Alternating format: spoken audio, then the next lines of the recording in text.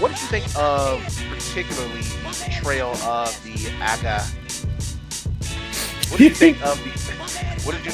Let's call them what The Dora let's call them Milaje, should we just call them that since you know how to pronounce basically it? because that was something that's actually been And good.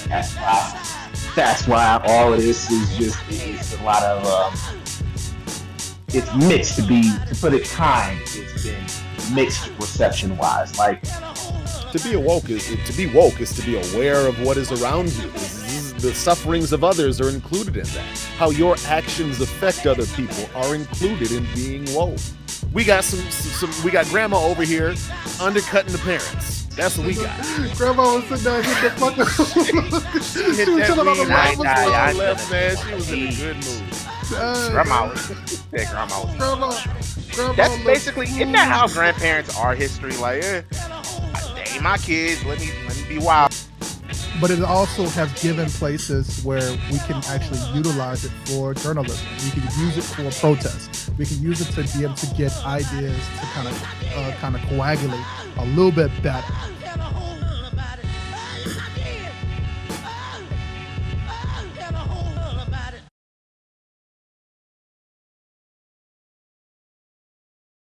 I got 5 on it.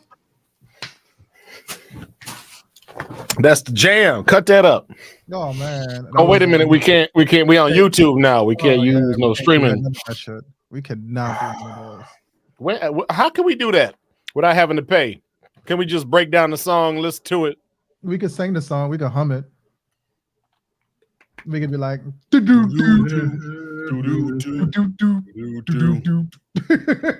God is good. God is good. I am not confident with the lyrics of that song past I got 5 on it. Like I know the song. I have no confidence in any of them lyrics once they actually get to them. And I just let's go half on the sack and then they go back into saying that. I got 5 on it. God is good. It's still a classic. Yes, it is. It's thoroughly a classic.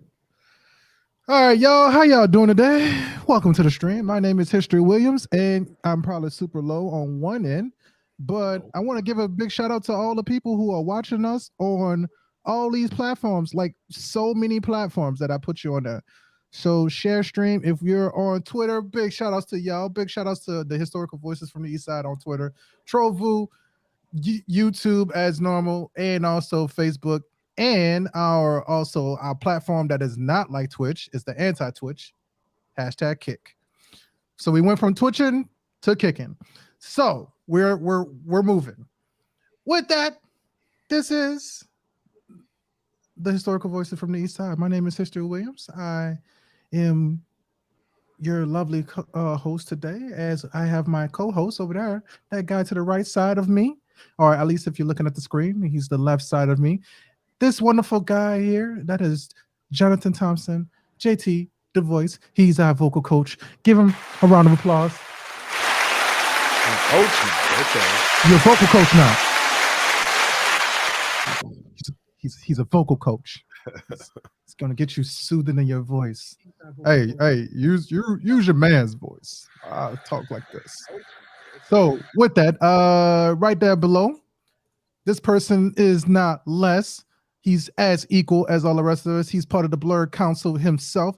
He's the guy that's guiding us and giving us all the reviews that we need about the latest film. Give a round of applause for Jamel, the East Side reviewer.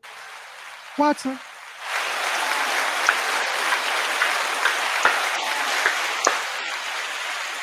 So, with that, how y'all gentlemen doing today, man?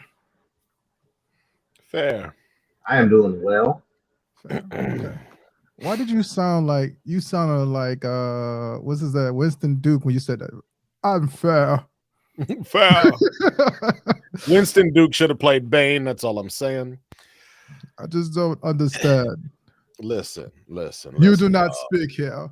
It is with a heavy heart that I say R.I.P. to Karen Brown. My auntie passed away today. Oh man. And so it's a little somber. Pour a little something out for her, Fair enough. And dang, yeah, I didn't smoke them if I got them, but you know, that's what's going on. So, wife out there with the fam in Detroit, and I am stuck here on kitty duty. Well, I can't even be with them to help them, you know, console them through this time. okay. So we're gonna try our best to make sure that you stay as cool as possible then, like with the soothing sounds of our voice right now. Oh no, that's what the alcohol is for. That's okay. Well, Yeah, y'all can be as screechy as normal. fair enough. Fair enough. Screechy. My bro, you remember before like puberty, how your voice sounded? How your voice sounded before puberty? Puberty was probably hard for a lot of Like a Honestly, girl. cannot recall. Like a girl. Hi. It was just it was high, nondescript. I used to have a lisp, and so I remember going to the. Oh, fuck. Sorry. I can- That's just funny. this Why is is it strong funny? ass voice. This strong ass voice. I was gonna give it to you, girl. I can't imagine. Imagine if you had to listen now. I can't imagine that. I would seem a lot weirder. But anyway, the problem is my tongue is too big to fit in my mouth. Like many people. You heard them, ladies. You know, but that's not the but it's too big to fit in my mouth. One of the sides of my tongue is like straight serrated, dog, because it's just too big to fit in that mouth. Fine, So when I was a kid, I actually you pushed up to the front of the mouth. You know what I'm saying? So once I was able to control my oral muscles, then that's when life got interesting. Fair. Okay. That's when the news came out, right? That's when It wasn't no news, it was all word of mouth. So practicing your game, you just be like, "Hey, spell your name." I spell it with a cherry stamp, bro. By the way, I'm surprised we didn't pick up the fucking movie American Pie. Remember that was a fucking thing in American Pie. It was like, I haven't watched those movies in forever. I watched them on ABC or whatever. So watching these things heavily censored was hilarious. And then going back and actually watching them in college, that was funny. I'm afraid. I'm afraid of how some of the movies have aged. No, I think that. I think surprisingly, I think we'd be surprised at how that movie actually aged probably like wine compared to a lot of the other fucking films that we've watched. We've watched some pretty fucking harsh films, and so I would say that like that probably aged pretty well because a lot of them were kind of like a little bit more about like, yeah, you could be a girl that's being chased after, but then also on top of that, girl can also be like, nah, fuck that. You ain't getting no pussy tonight. Like you can have some girls that do it, but they wasn't doing it in like a bitchy way. They were just like, that shit's nasty. Like remember we did The Wood. The Wood was like, you want to stick that where into it? Nah, we ain't doing that. Like I think that aged a little bit better. You mean other than maybe like you got like what Stifler? He fucked a pie in the movie. Is that timeless or something, Jamel? Like what you said it like it was iconic. He fucked a pie. It's just one of those things where it's just like they really had this dude. Jamel, I don't know how to tell you this other than coming out and saying it. You can't fuck a pie. He was just I would never fuck a pie. I would. You can fuck a pie up with them gams. What that part was basically just saying is that, like, man, he was just a little bit slow at that moment. He took his dad's words a little bit too serious. To be down bad enough to be like, you know what? I'm gonna try this pie that mama made. He felt it though. Like everybody felt the disturbance in the force during that time. Man, everybody had a weird moment that they did when they were trying to catch up with their puberty, and it just didn't happen. You just looked at something. Not for this podcast. That's not for this. Yeah, that's not for any podcast.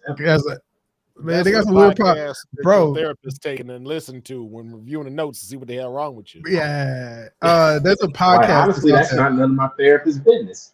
Yeah, yes, it is. Yes, it is. You need to tell your therapist. Don't need to know all that shit. Yes, they do. They are your brain doctor. They need to know that you fucked the pie once, bro. I'm sorry to tell you that. You need to tell people that you fucked a pie once. Well, I didn't fuck a pie, so that's not a concern.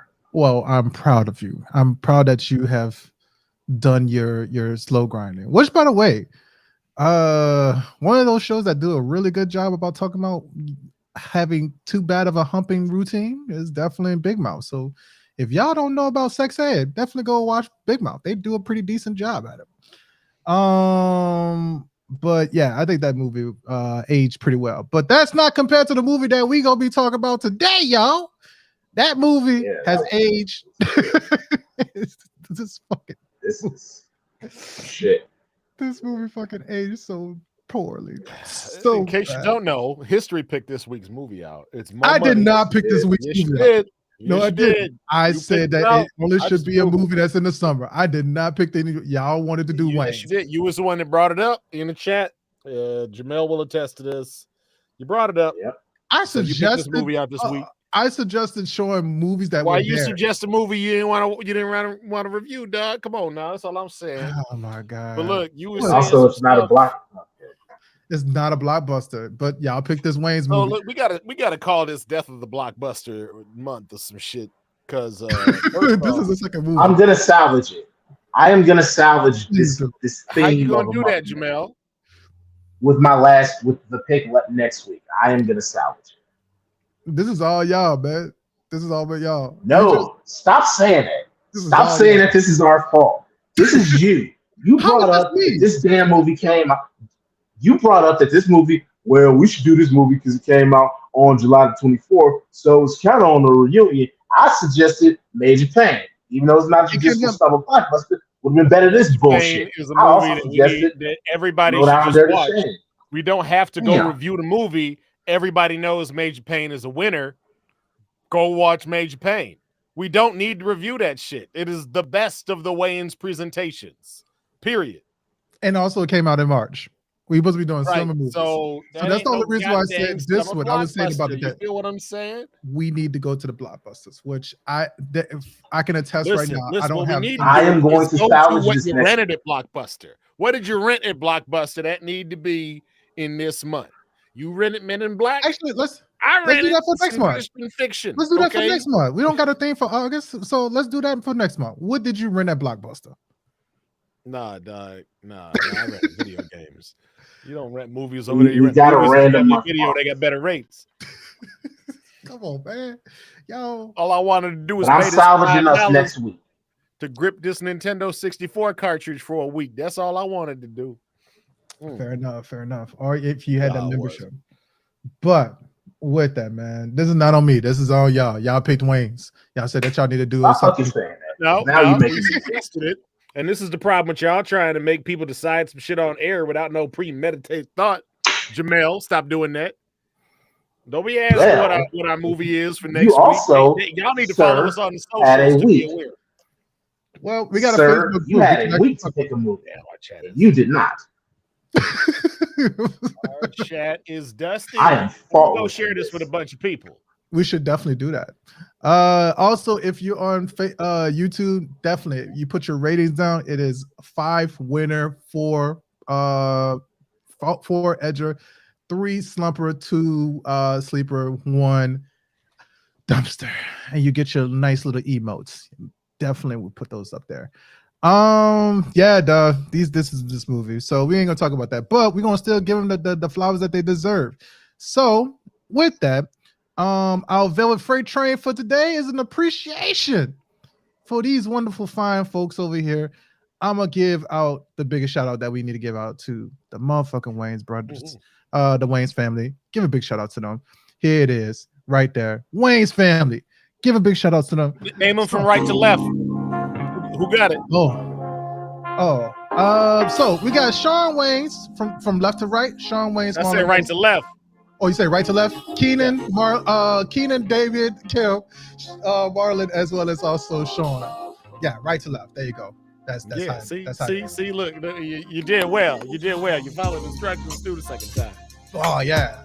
So with that, the Wayans family has been a good pivotal part in our growing up and when it comes to actual comedy as well.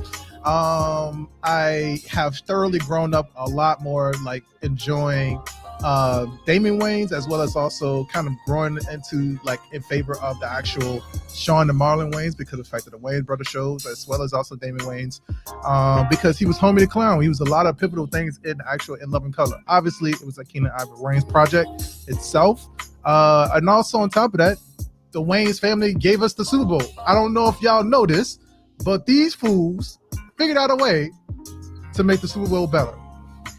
And they didn't even intended to do this. So big shout outs to them as well for this. Now, I'm going to ask a silly question for JT and Jamel. Who is your new favorite Wayans? Because there's many new Wayans out there, like Damon Wayans Jr., as well as also Shantae, which is a cousin as well. Do you have a new Wayans that you actually care about? God damn. No, why are you trying to replace the current generation when they still alive and making shit? Well, I was trying to.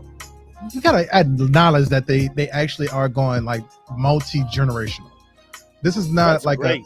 That's great. That is that's wonderful. This family is doing that stuff. Yeah. like That doesn't mean that I have to be off what I grew up with. no, it's not saying that. But also on top of that, like think about it like this: Michael Jackson had a couple of kids. Paris ain't doing shit. I'm just throwing it out there. She was in Like- the news a couple years ago for something, I think. On the level of Michael Jackson. Hell no. No. None of them kids want that life. He tried to keep them from that life. He wasn't going to beat them into stardom like Joe did to Michael. Oh man. So He I'm beat his just- kids into the Hollywood Walk He's of a Fame, legend. y'all. That's what he did. that's That is a good father, Joe Jackson. That is a lesson. If you want your kid to be that is an effective all-time great. But I don't think you want to say that. out loud, yeah. Or Beat the the shit out of your kids, apparently. Yeah, no, you just lost yourself a couple But of days. maybe ago. Janet didn't need to get beat because she saw, oh damn, you fucked them up. Maybe I should just be good. Well, from the way it sounded when Janet did her interview, man, that like that was not a thing that came up. So that she was kind of like really kind of. I think that she was kind of slightly like traumatized by the idea that like, hey, this thing happened, and she just never acknowledged it. That so Janet's kind of a weird situation. So with that, man, I don't know. My if she favorite got- Wayans, by the I way, think that was nepotism on her case. Damon. I think Damon Jr. I like a lot because I'm a fan of New Girl and I'm a fan of his other show, Happy Ending. So I'll go with Damon Jr. for New Wayne and Marlon for the older Wayne. Fair enough. So I would say Shantae Williams is actually one of my favorite. I love Damon Wayans Jr. He's like right there behind, but Shantae Wayans is actually pretty fucking up there. And the reason being is because of the fact that like you could tell that she has like that sense of humor more closely to like Damon. She's so fucking slick with it, bro. She's so fucking like smooth with like how like sassy everything everything is with her and her comedy. And even though like she does a lot of shit through like Marlon himself, it's been kind of fascinating listening to her talk about like how Marlon addresses like her LGBTQ shit because like she's actually lesbian. So that's been pretty cool to actually fucking like see her do that in her comedy and talk about how like Marlon and Sean actually treat her throughout the time. So I would say Shantae is actually one of my favorite like modern day fucking ways, as well as obviously Damon because of the fact that I love New Girl as well. New Girl is definitely like pretty I couldn't good, get strong. behind that little simp shit, man. I couldn't do it. I couldn't do it. You couldn't do New Like Girl? he was, let me say, I thought his performance was good. I couldn't fuck with the character. You didn't like what you put hot water and cold water together. You make warm water. It's bubbling. It's bubbling. You couldn't get behind that shit. No, I couldn't. Yeah. Because when you put cold water and hot water, it just becomes like lukewarm. It's Well, not that even was a warm, joke. dog. That's what It's not even warm. That's what they It call it. don't They call bubble it at that point. Yeah. Dad, it was like, what'd you get? Warm water. They was But I excited. done told you before. Like every time I watch New Girl, like 3 times in a row, dog. I was like, let me get a show a try. Every time it was a Prince episode. So I wasn't even mad about it. And I'm like, all right, they got him for one. The show must be okay. Or he must have got that check. But I don't think they had enough money for that one, man. But you know, she was also on his album. That's another thing too. Zoe Deschanel. Yeah, she sung for his album. I haven't made it to that album. I'm on Purple Rain right now, Prince's discography. Oh, yeah. So it took me about a decade to get up there, but yeah. Oh, you gotta listen to that fucking album, bro. I'm gonna sing you a couple of songs. Oh my god, bro, that's like one of my favorite albums. I get there. My Prince musicology is like pretty strong, and this album almost feels like if he would have died after this, like right after this album came out, bro, I would have just been like, you know what, this is a good goodbye album. Especially this song. But he recorded so much crap. They kept making. He had an album come out like this year. This year, yeah. He recorded so much stuff. But that's, you know what? That's the sign of somebody who went up in it. That's one of the reasons why Prince is good, because he did so much shit, and he was like, all right, I'm going to take the best of all of them 30 songs, and I'm going to make me an 18-song album. Yeah, you know what I mean? Yeah, I'm going to make the best of this. Prince was also one of those people who, because he's an artist, he would literally do shit that was, this is for me. And that's why he's got so much material out there. Some of that is not good, but the cream of the crop. He's got a lot of cream. When you and I think this is one of the things that we got to acknowledge and understand about production. Okay. When you produce stuff, not everything that you produce is going to be gold. But when you see them nuggets keep falling out, you got to be doing something right. Because you can live off of them nuggets, but you just got to keep producing. You think all of these episodes have been great? Nah. but I tell you what, there's some of these episodes are gems. Go back and watch some of these things. They're hilarious. Yes. Good banter the whole time. Use your time. If you have Spotify, now the video that you're missing on YouTube is actually now on Spotify. So you got a nice little video and visual of these beautiful faces right now. So big shout out to Spotify for now adding that video feature for regular podcasters. But yeah, man, I agree with that, man. It kind of feels the same way. Like if you think about Game of Thrones, overall, not all of them seasons were bangers. Not all of them. It's like Marvel. 55% of them mugs was fire. Yeah, the rest were on fire. Yes, I have a better example than Game of Thrones. I've got a good example of this. Marvel is actually a great fucking example because I've mentioned this multiple damn times. The seasons haven't been so good. Marvel has a problem with their even numbers. Their even numbers are fucking garbage. But so far the freaking Phase 5 is garbage. Yeah. Well, are we officially in Phase 5? I thought we were not in Phase 5. Officially in Phase 5 since Ant-Man. Phase 5 started with Ant-Man. Shit. Yes.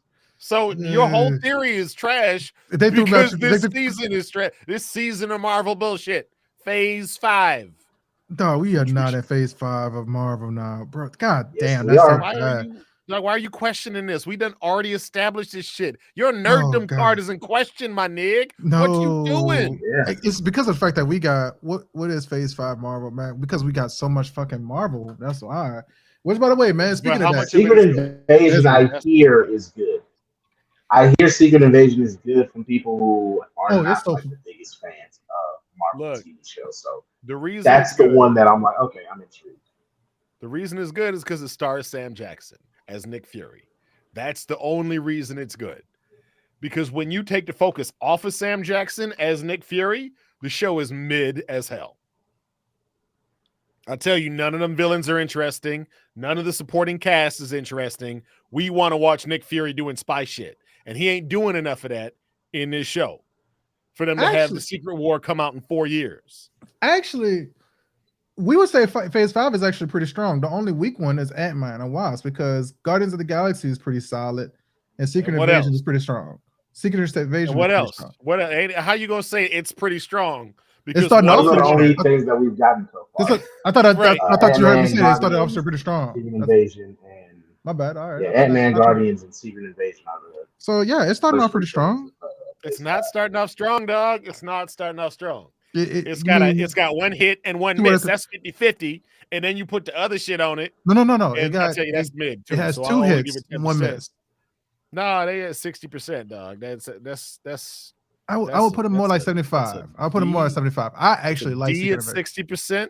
That's a D, dog. No, they're not doing good. No, it's D is they need failing. better So, offerings. They yeah. need to hit Secret Invasion out to park. So hold on, let's talk about Secret Invasion since we here. Since we all here, y'all. I didn't get to see the new episode. I haven't seen the show. You ain't seen it at all. All right, look. Yeah, I'm waiting until all the I just haven't seen the new episode. I've seen everything else. Spoiler-free conversation, right quick. Go ahead, let's go. Secret Invasion. Let's talk about John Shaft being in the Marvel universe. Right. Secret Invasion is about the Skrulls, about 1 million Skrulls who are shape-shifting aliens. Yes. Taking refuge on the planet Earth, and the relationships that Fury made back in the day and how those have trickled into the present. Okay? Spoiler-free, right? Yes. So we get some flashbacks of young Nick Fury. We get some backstory on kind of what he was doing a little bit, but ultimately, this show is a little empty so far. And I don't know if there was just an episode come out yesterday, right? Yeah, there was just an episode come out on Wednesday. So it comes I out haven't watched that mess yet. I haven't watched this one, and I think next week is the last episode, the season finale. For real, this mess has been the most impressive it was the last week's episode, because they had 2 black actors on the screen almost the entire time. Yeah, and when they deviated from that formula, am I good to come back, or are the spoilers still going on? Dog, there's no spoilers. There's no spoilers. Jamel. Clean your ears, dog. Okay. I took my earbuds out and I walked away. There's no spoilers. Spoiler free. Yeah. And I said the best of the Secret Wars was last week's episode because they had 2 black actors on there the whole time. Correct. Pretty much the whole time. Correct. And when they didn't, that was when the show was whack. But the dynamic between the 2 black actors was just wonderful, and it really made the episode happen. Well, so I can't call that a winner, dog. I really can't call that show a winner because the first 3 episodes was whack. They weren't that great. It seems low budget. I told you. I think I've told y'all this. I'm not a James Bond person. I'm not a Jason Bourne person. That's why this should be up your alley, dog. So I like this. I like Secret Invasions. I think that it's been pretty strong and solid, and it's been more comprehensive than a lot of the shit that we've gotten in Phase 4. I think it's a good turnaround from what we got from Phase 4. Hold on, because Phase 4 felt like we were kind of moving and going to multiple different directions. Like, I like Miss Marvel, but that was a scatterbrained show. And then you got like a couple of other shows that kind of just felt scatterbrained. Even with Captain She-Hulk. Yeah, She-Hulk, Winter Falcon. It felt like they just didn't have an idea on this. But that's what we talked about last week with Bob Iger. Understanding that they was just throwing a lot of stuff at the wall and fire hose didn't work. Yes. Whereas this one kind of stuck to the point. We got these Skrulls here. They're trying to figure out a way to make sure that they stay here. And that's kind of like the premise for the most part. And they're doing it by any means necessary. And Fury is basically looked at as a bad guy. And that's a different thing. And he's not a bad guy because of the fact that he's a saboteur or any form of fashion. This is the fact that he just not only disappeared when the snap happened, but he just disappeared. And so that's asking a lot of questions and is dealing with a lot of the mental stuff that we talked about. Kind of should have been more interesting and been more addressed when they started off with Doctor Strange and stuff like that. Did you watch last week's episode? I watched last week's episode. So what you think about what I'm trying to be spoiler free for Jamel? What you think about that dynamic of them 2 black actors, dog? I loved it. I loved the fact it's so good. Yes. And you know what? That screen time was well spent. Yes. But the rest of the episode built around those interactions was mid. Yeah, I get you. I get what you're saying. And I get where that can kind of like where you're going with that. And I can see where like you will feel this. And that's what I'm saying. I'm not going to disagree with you on that one. Because I can understand where this would be somebody's like this one definitely feels like you either like it or you don't like it. It's just dog, you gotta win me over. And that's what I'm saying. Of your work is if it wins me over or not. And that's one of the things about Game of Thrones. I was on the Game of Thrones train, woo till season 8. And then I was like, yo, I'm This is so glad I trash. didn't buy no merch. You know what I'm saying? I see a Well, Game of Thrones wine and I'm like, nope, I'm gonna buy something different because I know Yeah. you just trying to dick ride.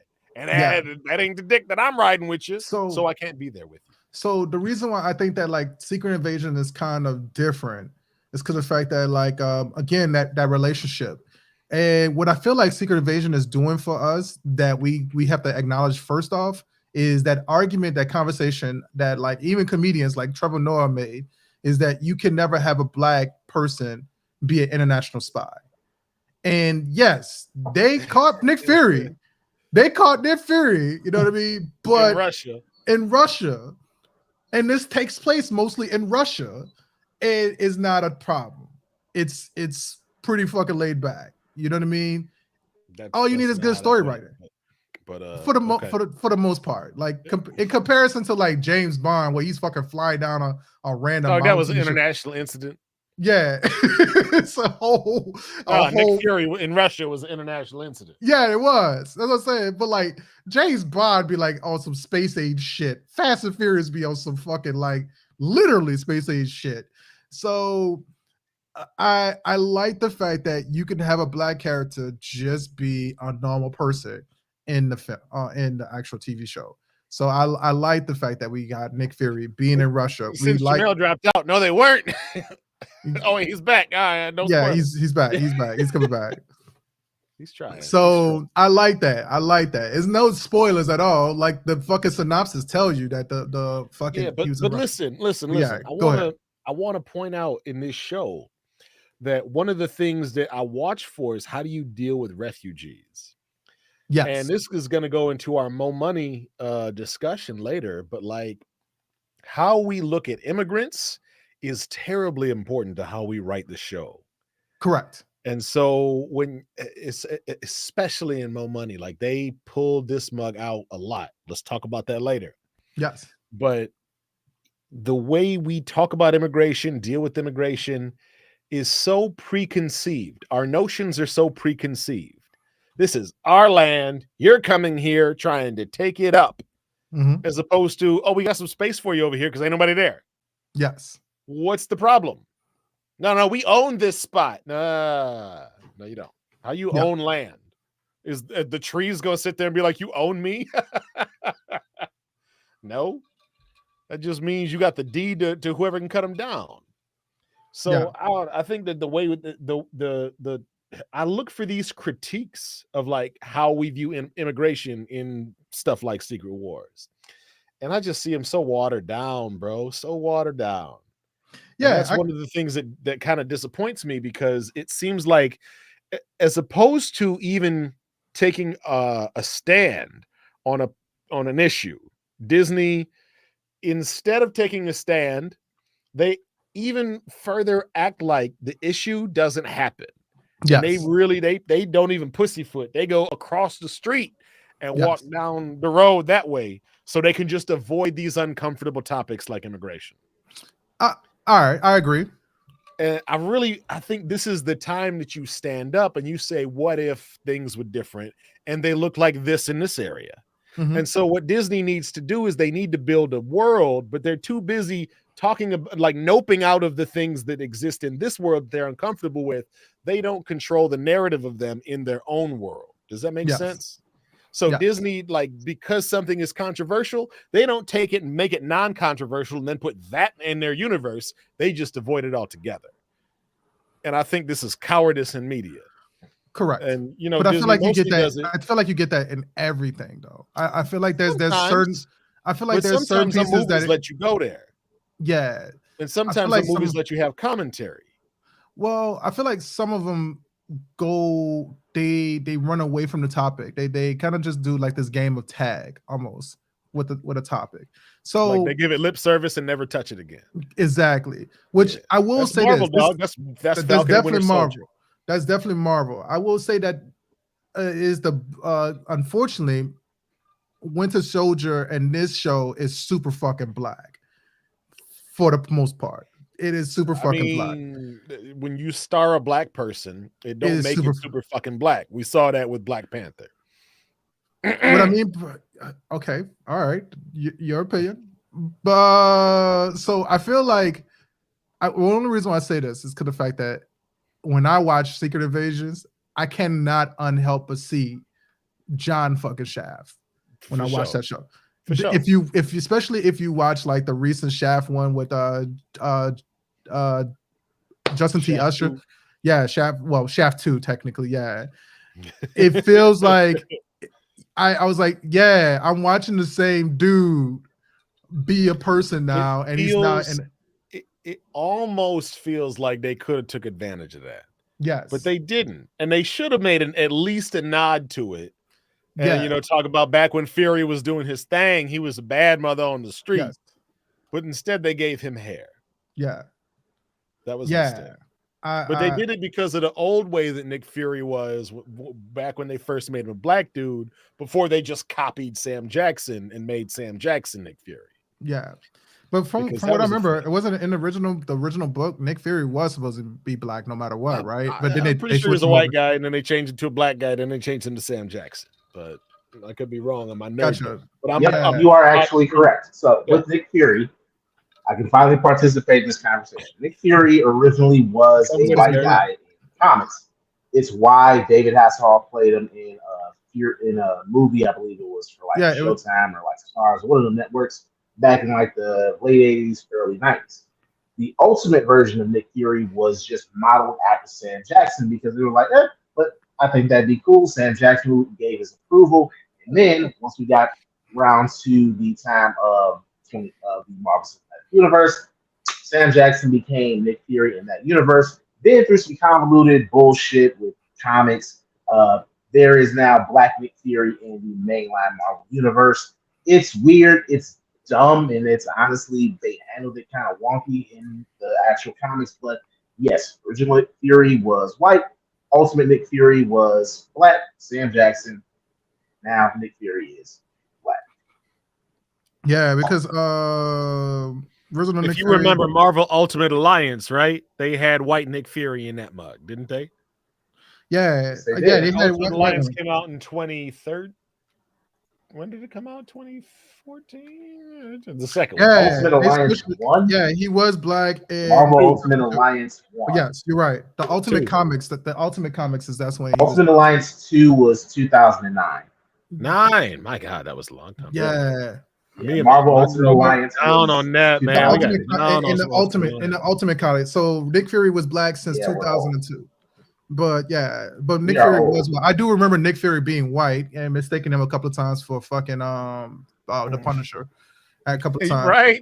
For real, he was just I do remember that. Yes. If you watch what's the name? I did watch the 90s Spider-Man and the 90s Marvel series, you'll see white Nick Fury in those shows. The first black Nick Fury that I remember seeing was in Avengers, Earth's Mightiest Heroes, and Wolverine and X-Men.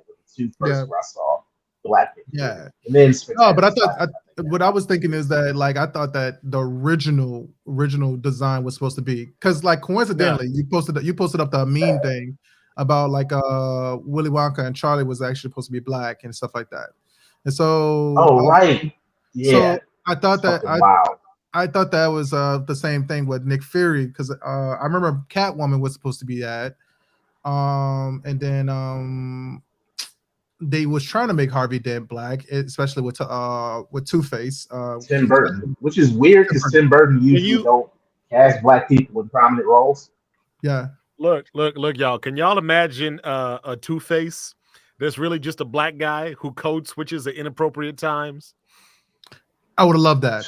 Right. I would fucking love that. He just comes up, the white lady, the one kind of, hey, ho, give me some of that mashed potato. I mean, hi, Darlene. How are you doing today? Yeah. Hey, I think you should fully. I think I told y'all this before, but I did a little short where I was doing like fan casting for Batman movies, and I made and I made Harvey Dent. My man Franklin from Snowfall, Desmond Idris, and somebody actually got mad at me. I'm like, dog, did you not watch the Tim Burton Batman? And do you not know your history of Batman media? Because I'm gonna tell you, the whole race switching, color casting, that goes on quite frequently in comic book movies. Yeah. Look up The Latin from Manhattan, aka Cesar Romero. the Joker from that series. Black dude who may have been very gay. There's Eartha Kitt was one of Can the you many. figure somebody better for the Joker's first outing? Get True. That is.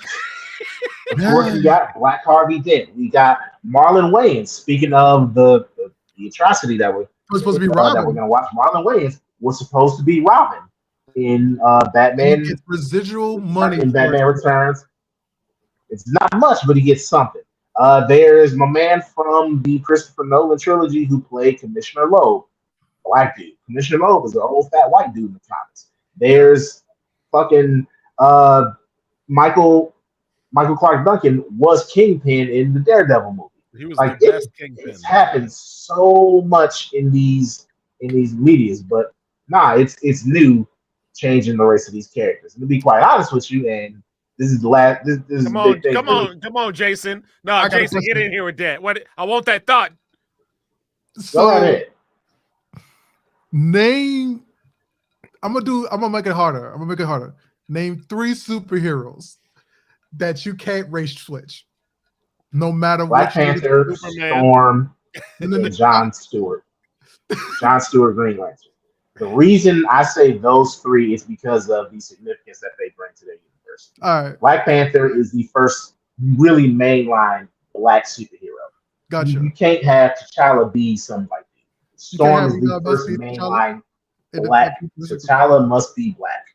Same thing with Storm. She's the first black female superhero in comics. Can't change her. And John Stewart, Green Lantern, to me, you can't change him. He's DC's first black superhero.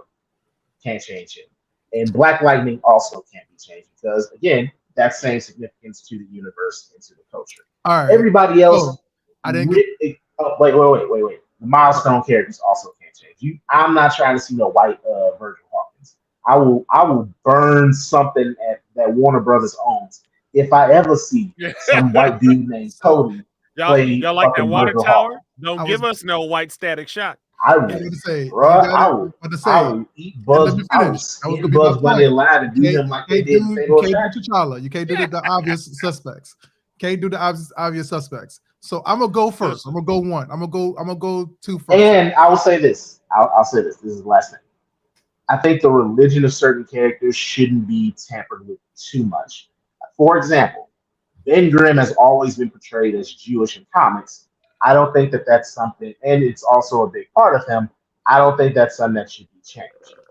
Same thing with Daredevil and his relationship with Catholicism. I think that's a heavy part of who he is as a character. I don't think that should be changed. So that's the last. So history, you. So I didn't want to jump in. I'm going to say I didn't finish on my question. That's why. So I'm gonna go for my first example. You do not want a black dude playing the Punisher. Stereotypically, you do not want a black dude playing the Punisher. Well, he ain't gonna be Punisher for long. Hold on, no, the Punisher is just John Shaft with more bullets. Yeah, that's all it is. But just think about that. Or you don't want him to be like an Arabic Muslim for the Middle East. You do not want not too long. Here's the problem. I do. And I want you to make it make sense. And if you can't, it's because you American. Yeah. That nigga's got a gun. Right. That's the end of the comic. Batman was black.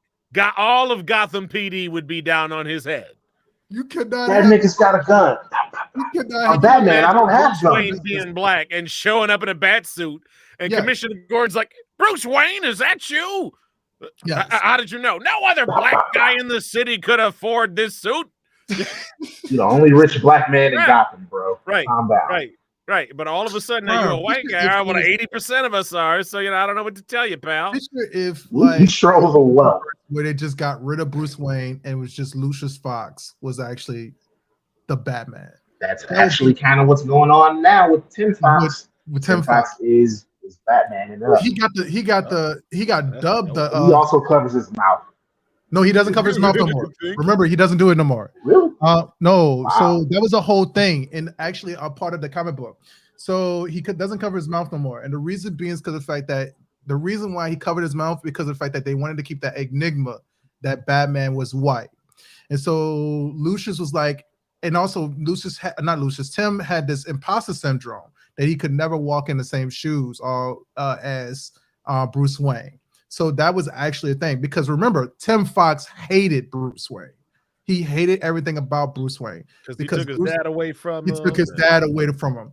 The other brother was a little bit more accepting of Bruce Wayne, and so Tim Fox absolutely hated Bruce Wayne, and he was against Bruce Wayne a lot. But there was a comic book, I want to say at the beginning of January or February, where they actually did that, where he officially took the actual mask off, and he accepted the fact that he was the new Batman. But that became a whole new like level of like hell to play in the comic books as well. So Tim Fox does not wear the mask anymore. He doesn't wear the mask, or he doesn't wear the cowl. He doesn't wear the mask anymore. So the whole mask. So he mask off. Yeah, he's masked off. Mask off. You know, that Molly Percocet. Correct. So, with that, man, damn. So we don't want those two people. So JT, what's a Marvel DC like a superhero that you just do not like comic book wise? They will never change to this specific actual character at all because Ben Grimm. Why Ben Grimm? Because the Thing was never comfortable with his physical appearance. Gotcha. In order for him to be black, he would, I guess, have to be a Republican.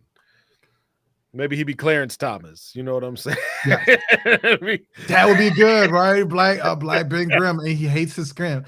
Or you could write that storyline. He got even worse skin, and he was like, "Damn, if only I could be black again instead of a Rocky guy." Yeah, that's what I say. What if he's like? What if you had Ben Grimm walk up to? Because this did happen a couple of times where he walks up to Luke Cage, and it was like, it must be nice to have super strength, but not have the flaws that come with it. You know what I mean? Mm-hmm. Like that would be a fucking hell of a conversation. That would be a line for any Ben Grimm, honestly. Yes. I don't care how you slice it. Yeah. I don't think that Dr. Doom would be very good as a black guy because once he gets into sorcery, all of a sudden now he's a witch doctor instead of, Dr. Doom, the sorcerer. Yes. So yeah, witch Doctor Doom instead of just Dr. Doom. And also the disfigurement. You don't want the disfigurement to be the thing because he does have a lot of like disfigurement issues. Right. Insecurities because of his face. Mask is fused to his face in theory. Yeah. So depending on what comic book. Yes. But really, I mean, you could pick a loser, and I thought that Lex Luthor was good as a black guy. And then when I found out that he was white and that, Superman, the animated series, had lied to me and led me to believe Clancy Brown's old velvety ass voice, he wasn't a brother. That was the most confusion shit of my life. This nigga is voiced by a white dude, has the silkiest, smooth, quiet storm voice, big ass lips as Lex Luthor, and that skin tone. I don't know what he is. That's like finding out the love of it. I don't know what he was. He was black to me. Yeah. Yeah, got some fucking people like that. And then I'll probably say Kamala Khan, because how do you make that into a different person? That's a good pick too. That's a good pick. That's a little too easy though. You know what I'm saying? A little too easy. I feel like go ahead. What was you gonna say? I wouldn't want I'll be right back. I wouldn't want Beast to be a black dude. Mm-hmm. Why not? I think love Hank. The genius of Hank McCoy. If Beast doesn't get all the fur and shit, I'd be cool with it. Hold on. Stop. If he becomes black. Jamel, hold on. The reason Beast would be excellent as a black guy is because he would be so chill about already having been judged about his appearance. He would have been so over how he looks. He would have been able to go right into being the best Beast he could be. Which I felt like X-Men First Class did a terrible job at. They did really bad.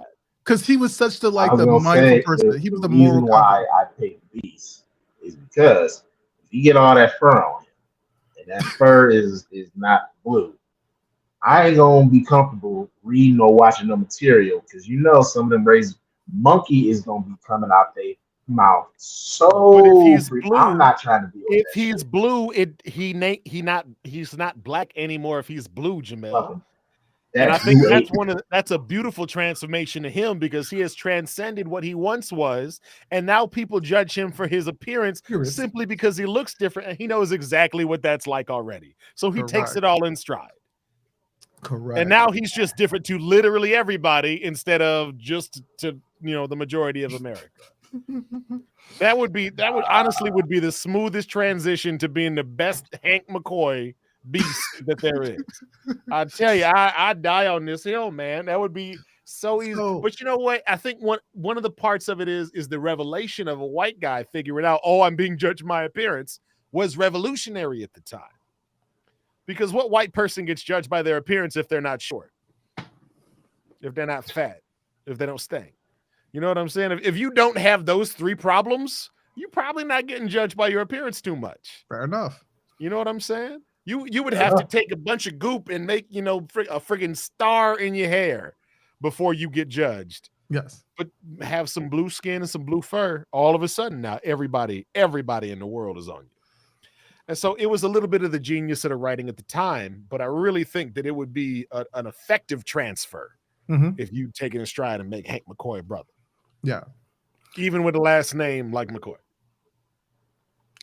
I'm going to throw out one other person. Black Irish. I've known some McCoys. Black Irishman. I'm going to throw out one person, and I'm kind of stretching it, but I'm going to still say that this one doesn't fit. You do not make Johnny Blaze a Mexican. Didn't that happen on in recent comics? No, not Johnny Blaze. They made a new person. You do not make Johnny Blaze a Mexican at all. A Mexican riding on a motorcycle with a burning skull on his face and throwing around change. You do not make that dude. Nah. Yeah. If you don't know, that's Ghost Rider. You do not make that. You do not make that guy. Nah, don't do that. That's not a good idea. You can have variants, but you don't have him be that person, because of the same issues that you say, Jamel, is that stereotypical things that possibly comes out about those things, about that person. With that, how about the opposite? What are a couple of heroes that you're like, ooh, I would prefer if they were a brother. I would be interested in them if they were. If they did a little switcheroo with their race, not a new character in that role, but like a new Black Oliver Queen, for example. That's not my pick. That's just an example. The sad thing is, that would have been one of my people that I would have loved to have be a black person, and the reason being is because of the fact that I want a person that's had like kind of all the riches in the world, and then still kind of like stand strong in his moral compass of what his mission is. I got an idea. I got the idea. What you could do, because Green Arrow's original one of his origins is getting knocked off that boat, that party boat, and then being on the island, or his family kind of getting eaten by lions, which is hardcore. I would say have Green Arrow come from like a super conservative black family. Real not Clarence Thomas levels, but Tim Scott, representative from South Carolina, like where it's like you say some off-color shit, but I can you're not quite tuning like Clarence, and you have him kind of lose everything and then build himself up, do the whole island thing, and he learns, and that kind of changes his outlook and his political view on life. That I think could work. Yeah, I like the idea of that. I think that depends on whatever you want to look at, like the Oliver McQueen legacy or storyline that he has. Let's go with Green Arrow is actually he's very liberal.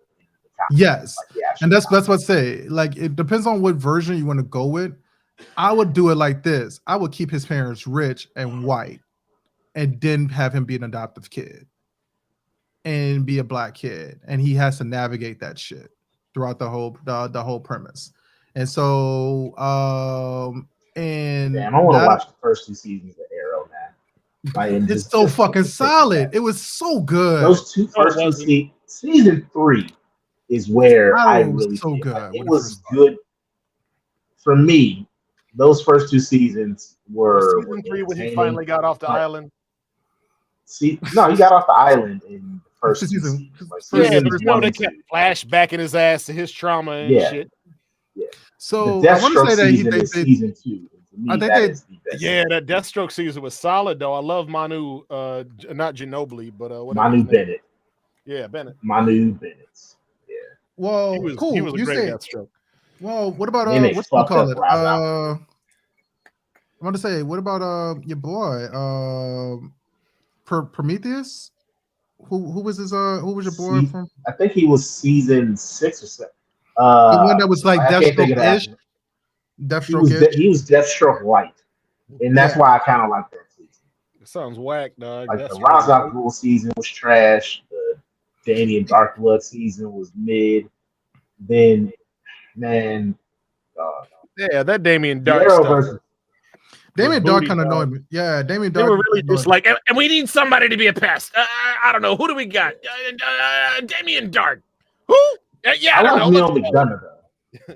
Prometheus. I like the actor. That's his name. Prometheus. That was his name. Neil McDonough is cool. Is a cool actor. So I think that like he actually worked in Legends of Tomorrow. In my opinion. Yeah, he did, and I like him as an actor in things like Walking Tall or whatever. But he was just one of the worst power dude. He really felt like Michael York doing Megiddo on that show.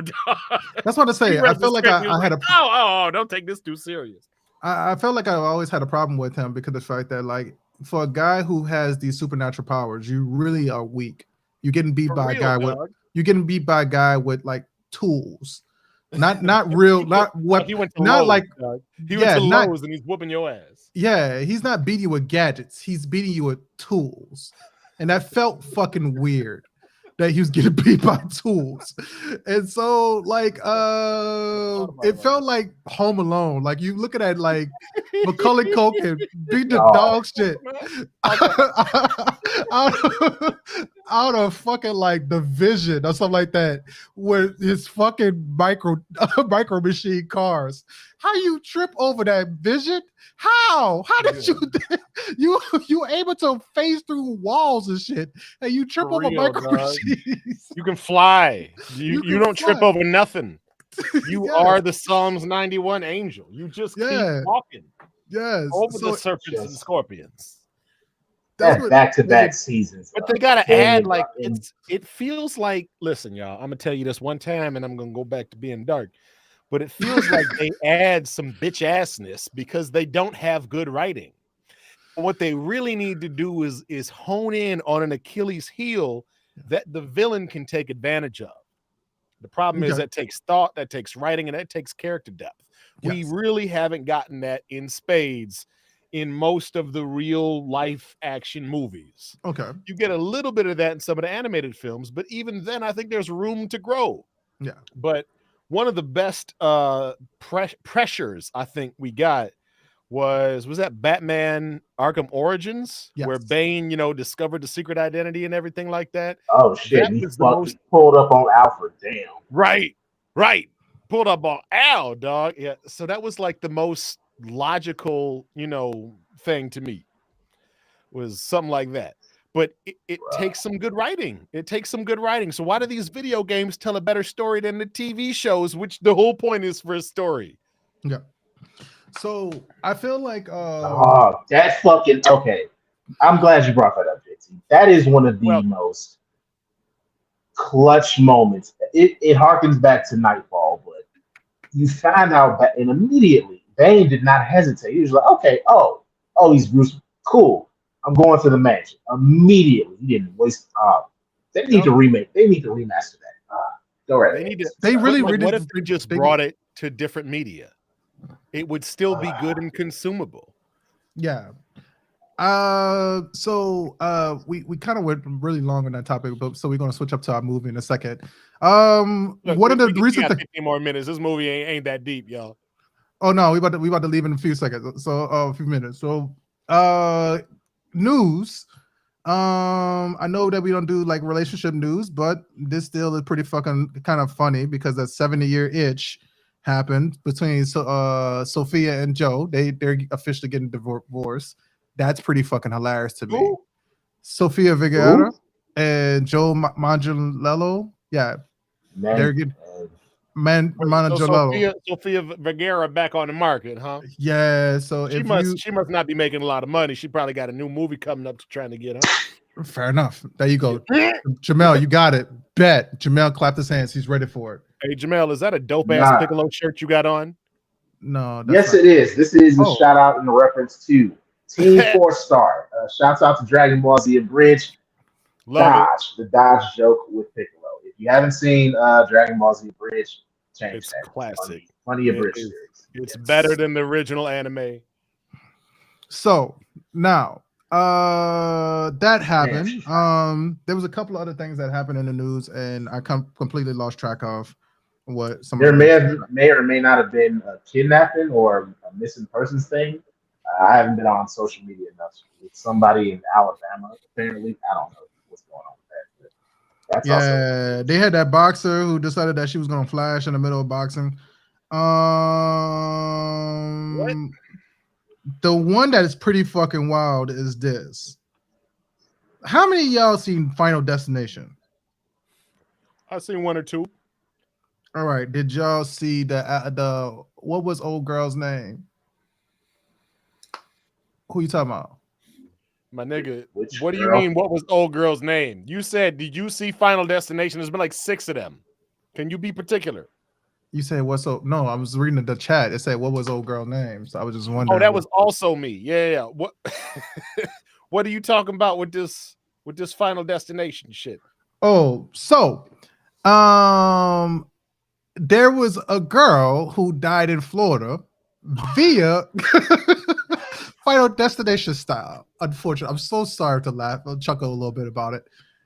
But she died almost in the same form of fashion as Final Destination.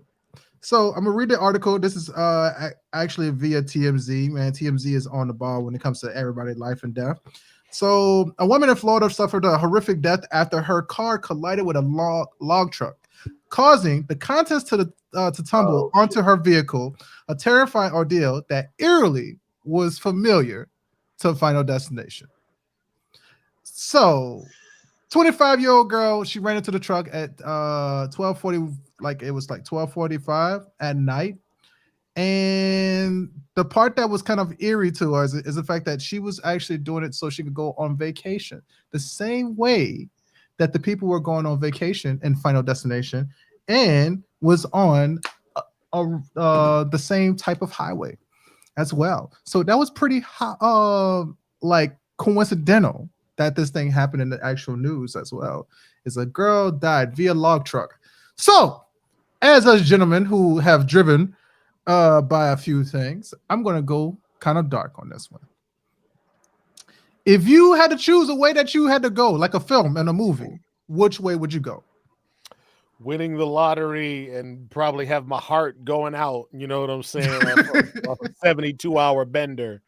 Gotcha. Just doing whatever. Mm-hmm. Yeah. What about you, Jamel? I will die on a sweet. I'm not trying to have a painful or embarrassing death. As long as I don't die like in a horrific way, like a Final Destination death, or an embarrassing way, like Elvis died on the toilet taking a shit, I'm good. What about the dads off of fucking Color Purple? How you die on top of me? Like, do you want to go like that? That'd be traumatizing. I wouldn't want to do that to somebody. Just let me go. Let me go peacefully in my sleep, Lord. Like let me go peacefully. But if it has to be a kind of outlandish way, then yeah, I would say let's do a coke then. Why not? Let's go to the moon. Gotcha. So I thought about the same thing. Like, hey, maybe I could just like float into the abyss, and I got a slow crack in my glass, and I just like float off into the abyss, and then all of a sudden, like everything just like slowly freezes me. I thought about that.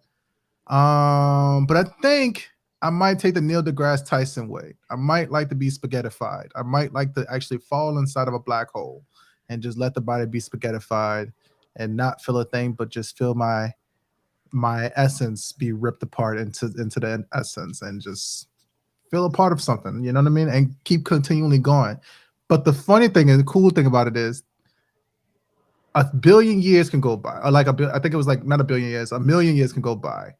And if you watch me fall into the actual the whatchamacallit, the black hole, I will be able to see those million years go by. But you technically will be seeing me actually frozen in place the whole time. So I would not go anywhere, but I'll be spaghettified at the same time.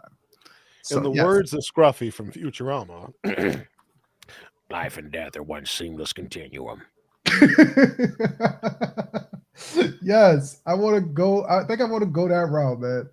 So with that, man, let's talk about this month. We were supposed to be doing summer blockbusters, but we wound up getting a little bit on the tangent, and we challenged ourselves for a Wayans brothers film because of the fact that we just wanted to appreciate the Wayans family. So Jamel, tell us about our film this week. This is history's fault. We're doing Mo Money from 1992. Yes, it is. It's Mo Money from 1992. Okay. The reason why it's history's fault is because he brought up in the chat, this movie was released on July 24th back in 1992. And July 24th, that's a day that's coming up. Hooray. That's why we should. It's a sign. So no, yeah, hold on. Wait. Go right ahead. Wait, you passed over. You passed over the fact that I also talked about white chicks. Over. This is what you suggested. More Money came out July 25th. Want to do that? Fits our theme. That's on Prime. White Chicks June is on. It didn't fit our theme though. This movie didn't. Okay. Go ahead. Finish what you gonna say. No, I said this movie is not a blockbuster. None of it is blockbuster, but y'all picked the Wayans brothers. Scary Movie. I even put that down. Scary Movie is in June as well, and that's on Max. I put multiple suggestions because nobody was moving when it came to figuring out a movie. So weird. It wasn't my week to pick. Also, that's the thing. The movie made $30 million. Okay, it made $30 million. Yes. So let's talk about $30 million in Hollywood money. I don't know what that means in Hollywood money, do y'all? Because that don't sound like a flop. Now, a blockbuster, I expect to hit like, I don't know, 100 mil. But this mug made 4 times its operating cost. It made its budget back and it made a profit. So it was profitable. Yeah, the movie was not to the tune of $30 million, which really don't sound like a small amount when I say it like that. So based off the way this is phrased, I think it'd be all right. You know, movie star the Wayans bros, they don't get to call following like the Tom Cruises. You know what I mean? So that's $65 million that they made in today's time. 65 million? Yeah, that's good for an independent film. Well, how much was the cost then if their budget was 10 million? Just that for 2023 money, please, Mr. DJ. 10 million. That's how much it cost to make the movie? 10 million? Yeah. Yeah. So only 21 million. So they made about still made $40 million. Yeah, it made it $40 million. Yeah. That's cool. Respectable, y'all. Yeah. So I don't know, Jamel. I really don't feel like your critique is that that problematic because it's a black film, so you got to add the black tags. You know what I mean? Look, it's not mainstream yet. Mainstream. It wasn't mainstream to be black then.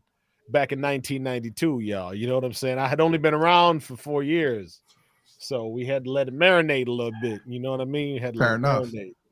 And then Men in Black came out. You know what I'm saying? Men in Black came out what, 99?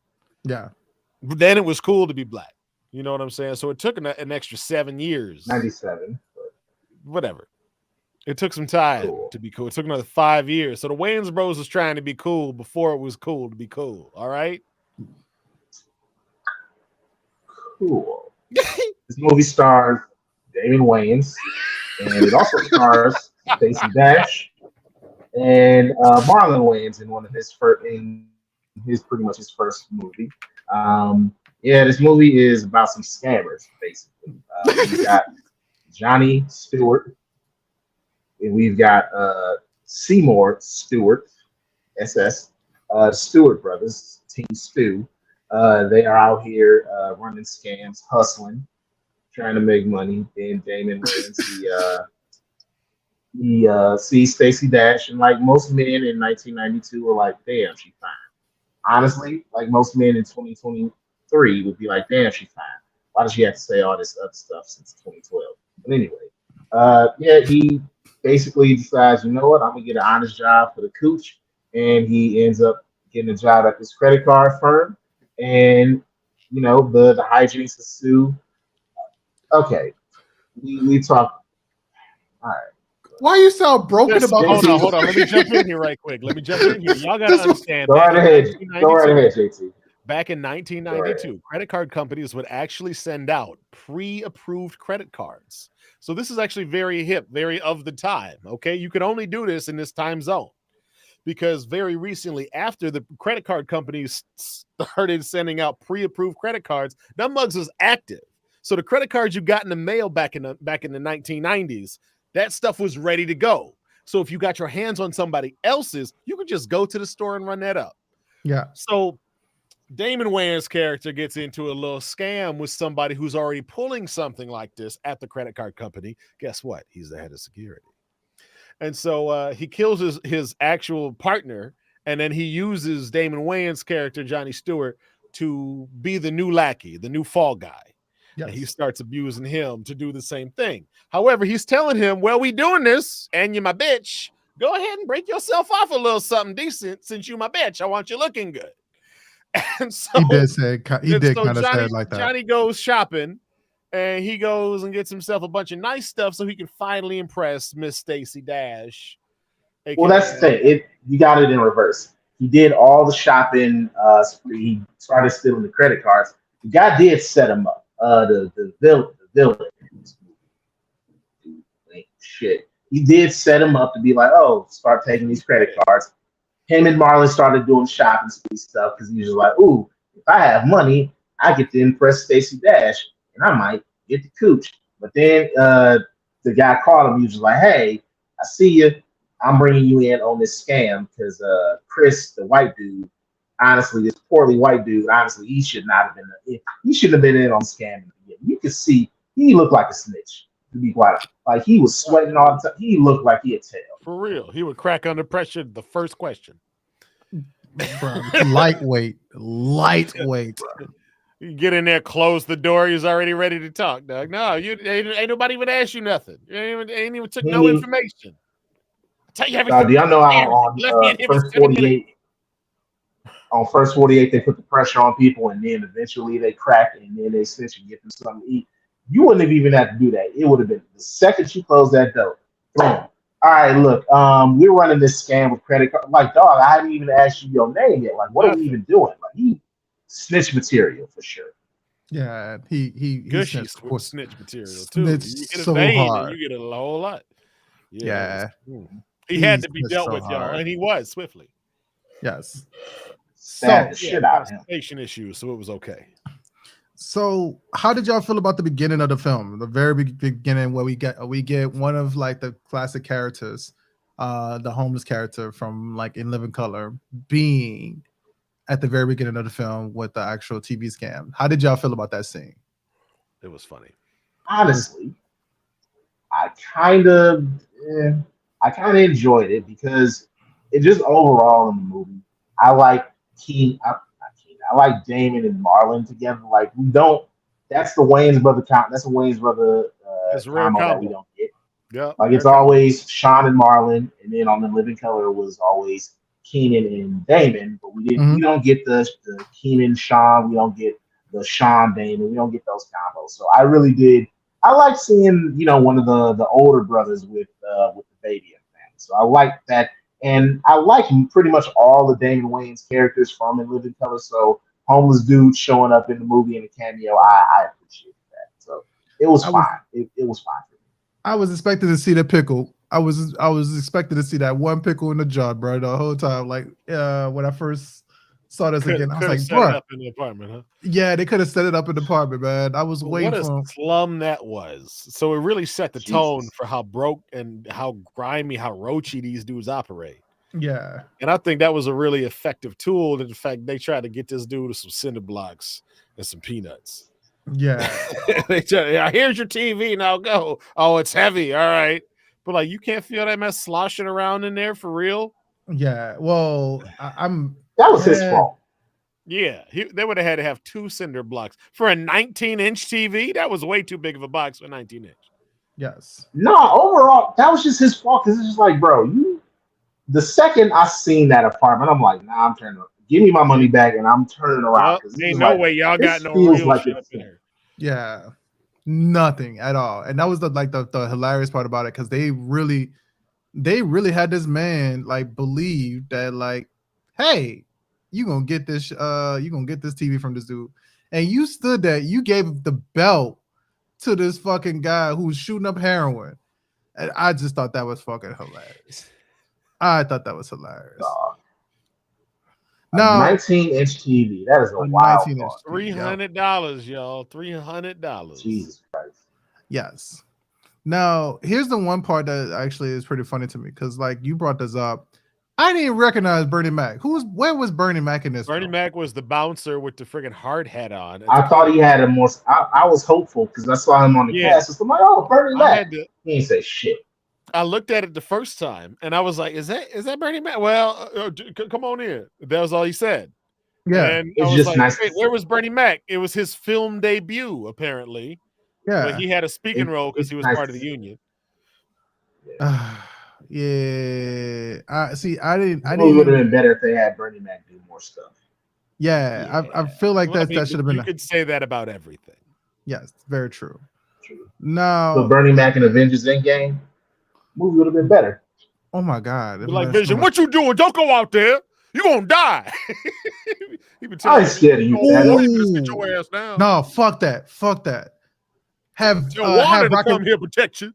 Have Rocket Raccoon be Vision. I mean, be Bernie Mac. Yeah. Bernie Mac be Rocket. Oh yeah, I'm gonna get that motherfucker. Oh my God! You gonna give me that goddamn arm right now, motherfucker?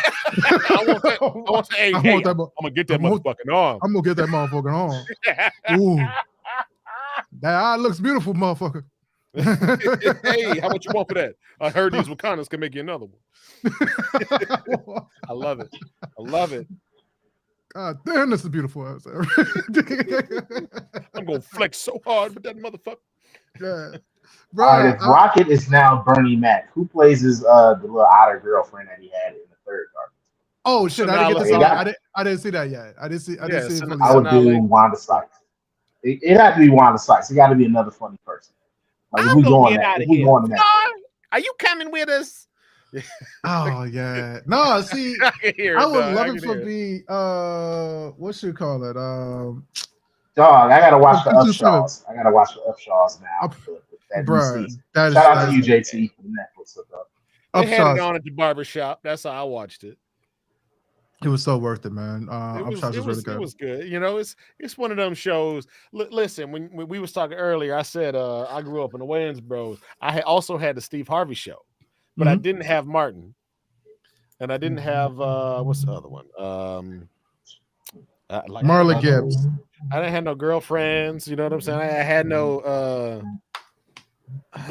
living single. I didn't have no Moesha. You know what I'm saying? You wasn't watching none of those? They weren't staples because I didn't have cable. I had Able, dog. Whenever I was able to get on the antenna, that's what I could watch. All of those shows were on like regular ass TV. Nah, dog. They was on TV that you can't get from an antenna unless you was in the city. Fox. Oh, well, you in the country? You in the country? God damn. Yeah, those are regular ass. I'm about to say those are UPN. The thing is, it's only like UPN 4 minutes into the country. You know what I'm saying? It's past the roller rank a little bit. That's why I grew up. So you remember, like, I remember even like being a SmackDown person only because of the fact that like I could only get on UPN. I just remember that I couldn't watch Raw. We got the WB. We had WB Jesus too. Christ. Oh, you know what, JT? You are absolutely right because I went to Alabama a couple of summers, and I was amazed at the stations they didn't have. They didn't have WB in the area we were at, and they didn't have UPN either. And it was just like, what the fuck is going on with these TV? And I'm trying to tell you, couldn't watch, like there was shit that I couldn't watch. No, you just can't Had watch cable. And the funny thing is, a lot of these shows were formulative for a lot of us. So, you know, history grew up on some Martin. He can tell you about some life ideas that he got explained to from Martin and got a good lesson in from Martin, because Martin cared about his writing a little bit to tell you some consequences. You know what I'm saying? And you can say that for just about any show that you grew up on. Yeah. But to understand that there were certain people who didn't have access to that information, to those episodes, to those Black colloquialisms, what it did is it created a fracture in the Black community. Oh, you didn't see the same media I saw, so I can identify with you on episode, 3 of season 4 of Martin, where he did that shit with Gene and da. You don't know about that. So I don't know you like I don't know you like episode 3 of season 4. You know what I'm saying? But when you have somebody who also consumed that media, all of a sudden now you are endeared because you have the same values of having watched that show. You understand, you digest what he was talking about with his relationship dynamics. Yes. And so you feel like you can't just watch the episode. You got to watch all of the seasons of Martin up to season 4, episode 3 before you really understand what I'm talking about when I tell you about this disagreement. Yes. You see how big of a fracture that now becomes simply because you didn't consume the same media during your formative years? This is what we have a lot of problems with, and this is why we need to read books. So this is like one of the things that I felt like when it came to dating, I could never date someone so much younger than me. And I look at people like Star Wars. That I haven't seen Star Wars, haven't grown up with the same Nickelodeon as me. So when you tell me Rocket Power, I'm like, you're too young. It's 8 years back, you know what I'm saying? That shows our age gap on the show, because Rocket Power was one of those shows. Yeah, see, for me, it's now. Hey, dog, why we got to show with him, man? He had 90s, baby. Get this. Yeah, get the fuck. For me, it's Kids WB. Like there's a generation of kids who have no idea what Kids WB or Fox Kids is. I'm like, wow. If you can't tell me what Freakazoid is, dog, I don't know what I don't know what we're gonna do. What we gonna do together? If we can't talk about what Freakazoid is, I don't know about you. If you can't tell me what the countries on the map because of Animaniacs, I don't know, man. Something wrong. I you don't know where in the world. Why is Freakazoid not on Hulu or HBO Max? Like, why? Yeah. We have if we have that kind of like gap, that is a problem. Which kind of seems like that's happening with this the brothers, the Stewart brothers, is that they kind of feel like they got a gap in what the communication is. So Jon Stewart is arrested and he's put into jail. Coincidentally, Jon Stewart and Seymour Stewart, their dad was a police officer. And there's actually a police detective who still watches out for them as well. So how did you feel like the brother dynamic was in this film? Because it felt like Seymour was the one that wanted to get in trouble most of the time, not necessarily John. How did y'all feel about the dynamic between that? Jamel, you got something? I think it is typical, like where you'll see the younger sibling a little more precocious, a little more reckless. Like you got the older sibling, because you even see in the beginning where he's talking about, oh, did you get, you're getting old because of how he got caught, and it's just a difference. It's even within siblings, just seeing that kind of generational or that age separation. Because correct, Damon Wayans, he's 62 years old, and Marlon's is 50, and so there's a 12-year difference. So there's a 12-year difference between these two. That's not an insignificant amount of time. So yeah, it's not the dynamic. Love wasn't really, because I think similar to the issue that we talked about with the Lakeith Stanfield Lil Rel dynamic in that movie we did a couple months ago, was that the photograph, where there wasn't really, you didn't really get the sense of brother tightness as much, or the brother love as much.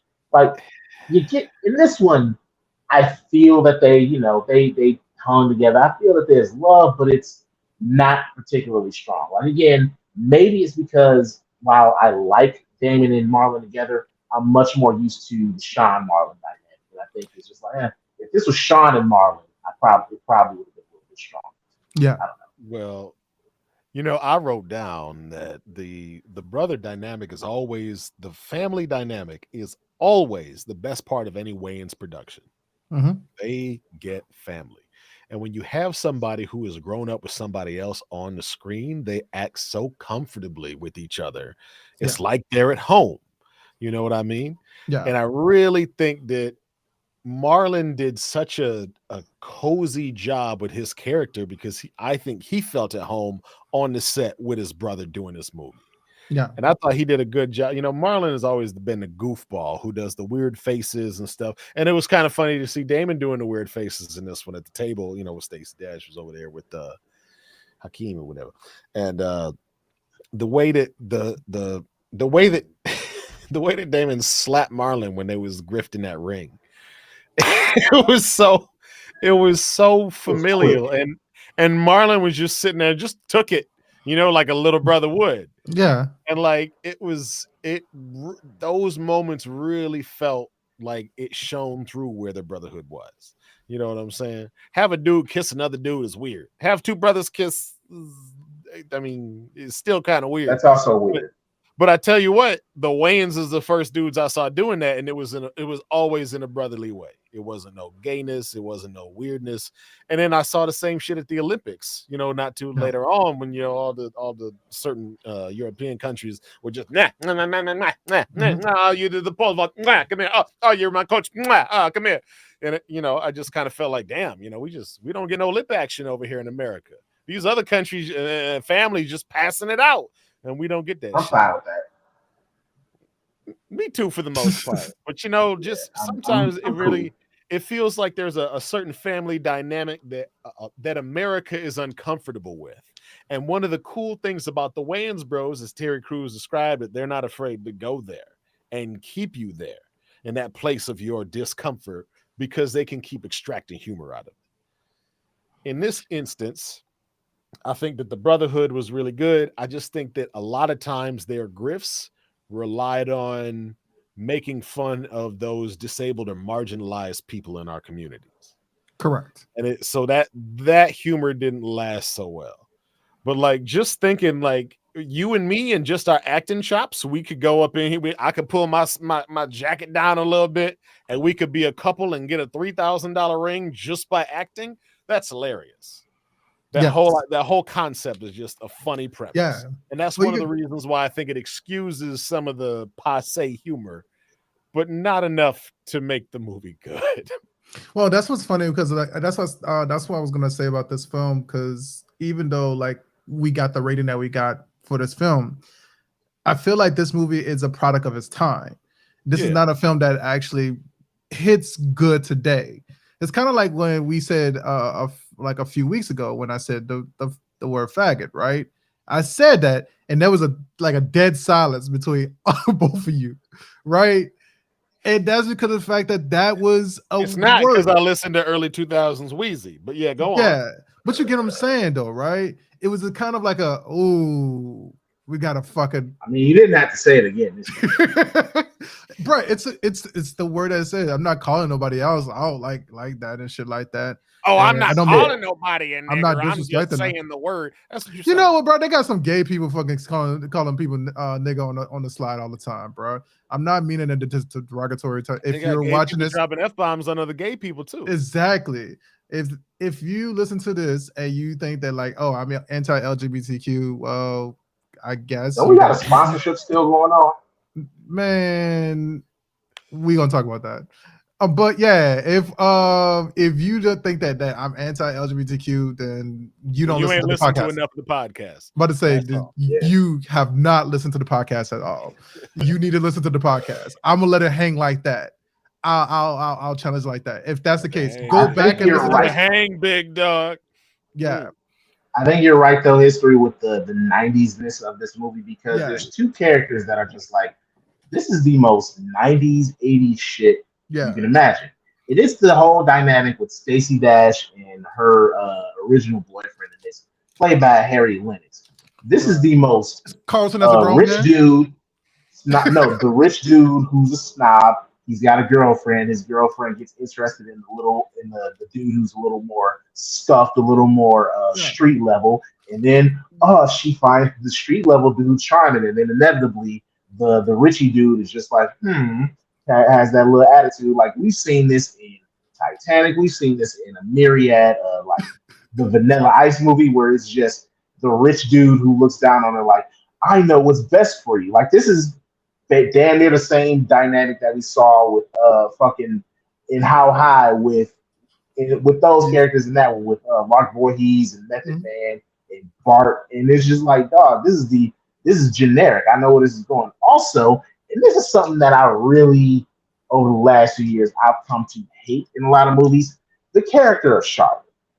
In a lot of Black movies, you'll see a character, and like in movies in general, it's the woman is, if she's fat, automatically she's ugly, she's gross, she's undesirable, and get her away from me. And then you've got funny, she can't be intelligent.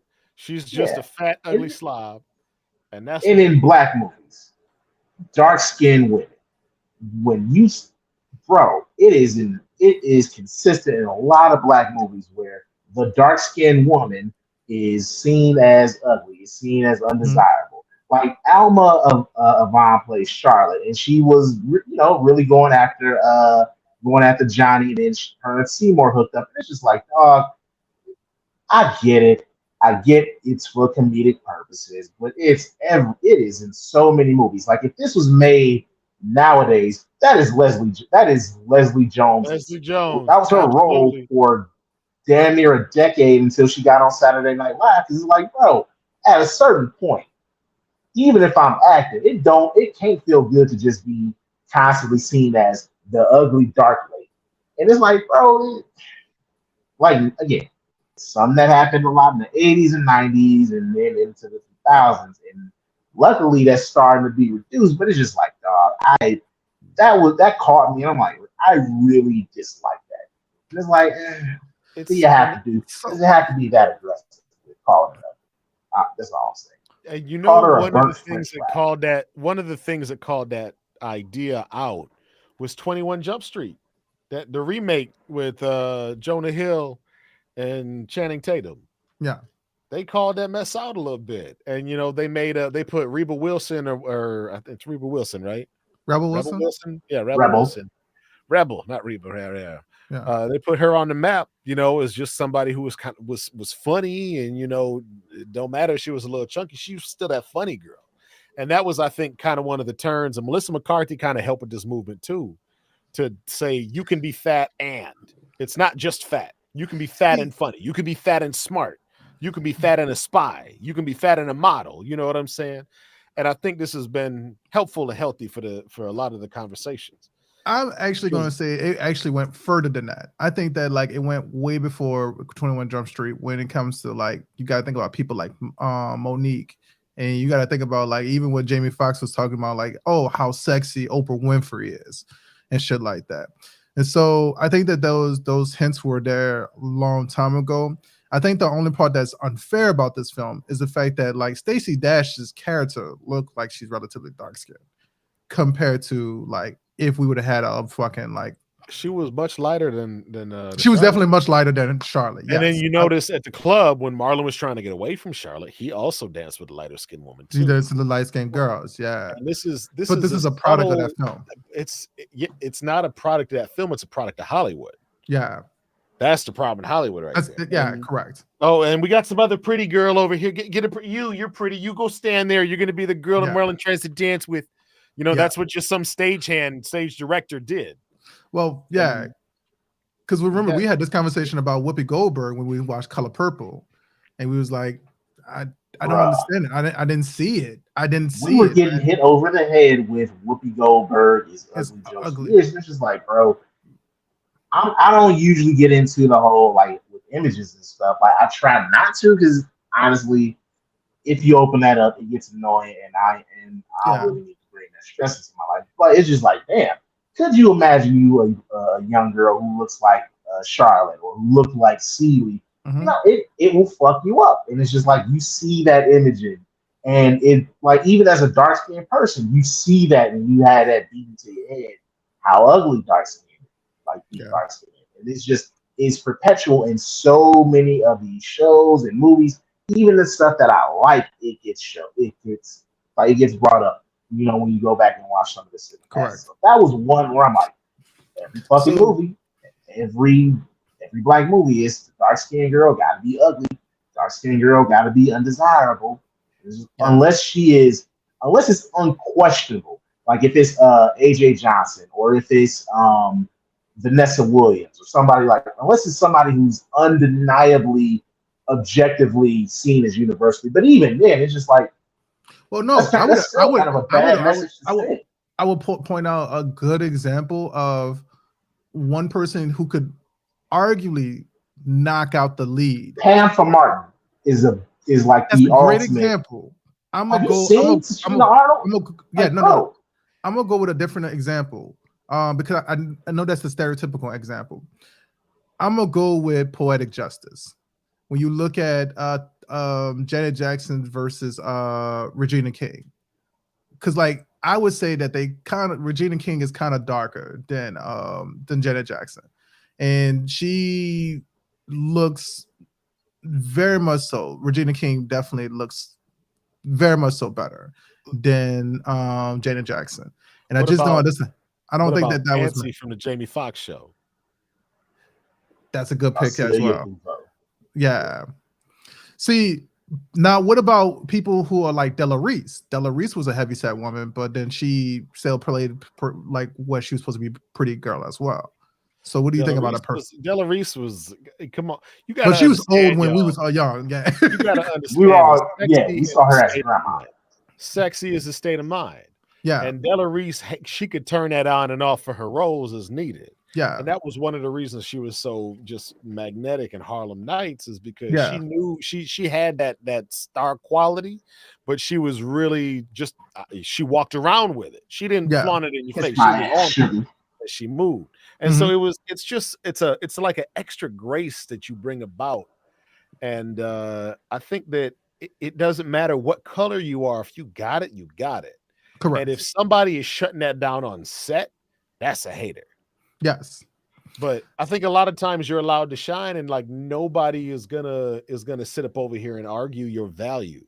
Yes. And when you put somebody against each other, there's always going to be preferences. You know what I mean? Some people, the blacker the berry, the sweeter the juice. Yes. Some people, you want to be as light skinned as possible. Can you imagine being Asian and having these same problems? Colorism is the thing over there. Yeah. Try to bleach their skin and stuff like that to be as pale as possible. That mess is crazy. Yeah, but they said that was a problem. That's why you see the cartoons reflect like the way they do, because the cartoons, they, even though like you see Asians don't look like Goku, they don't look like Vegeta, they don't look like none of them, but they all look like white people, just with different color hair. And so there's a level of like superiority, European shit. No, man, say your What's shit, the man. difference? They're aliens. I was gonna say they're aliens, so technically they ain't Asian, so it's cool the way Goku look. But they walk on this purpose of this earth with the sense of like they kind of just blend in because they look like us.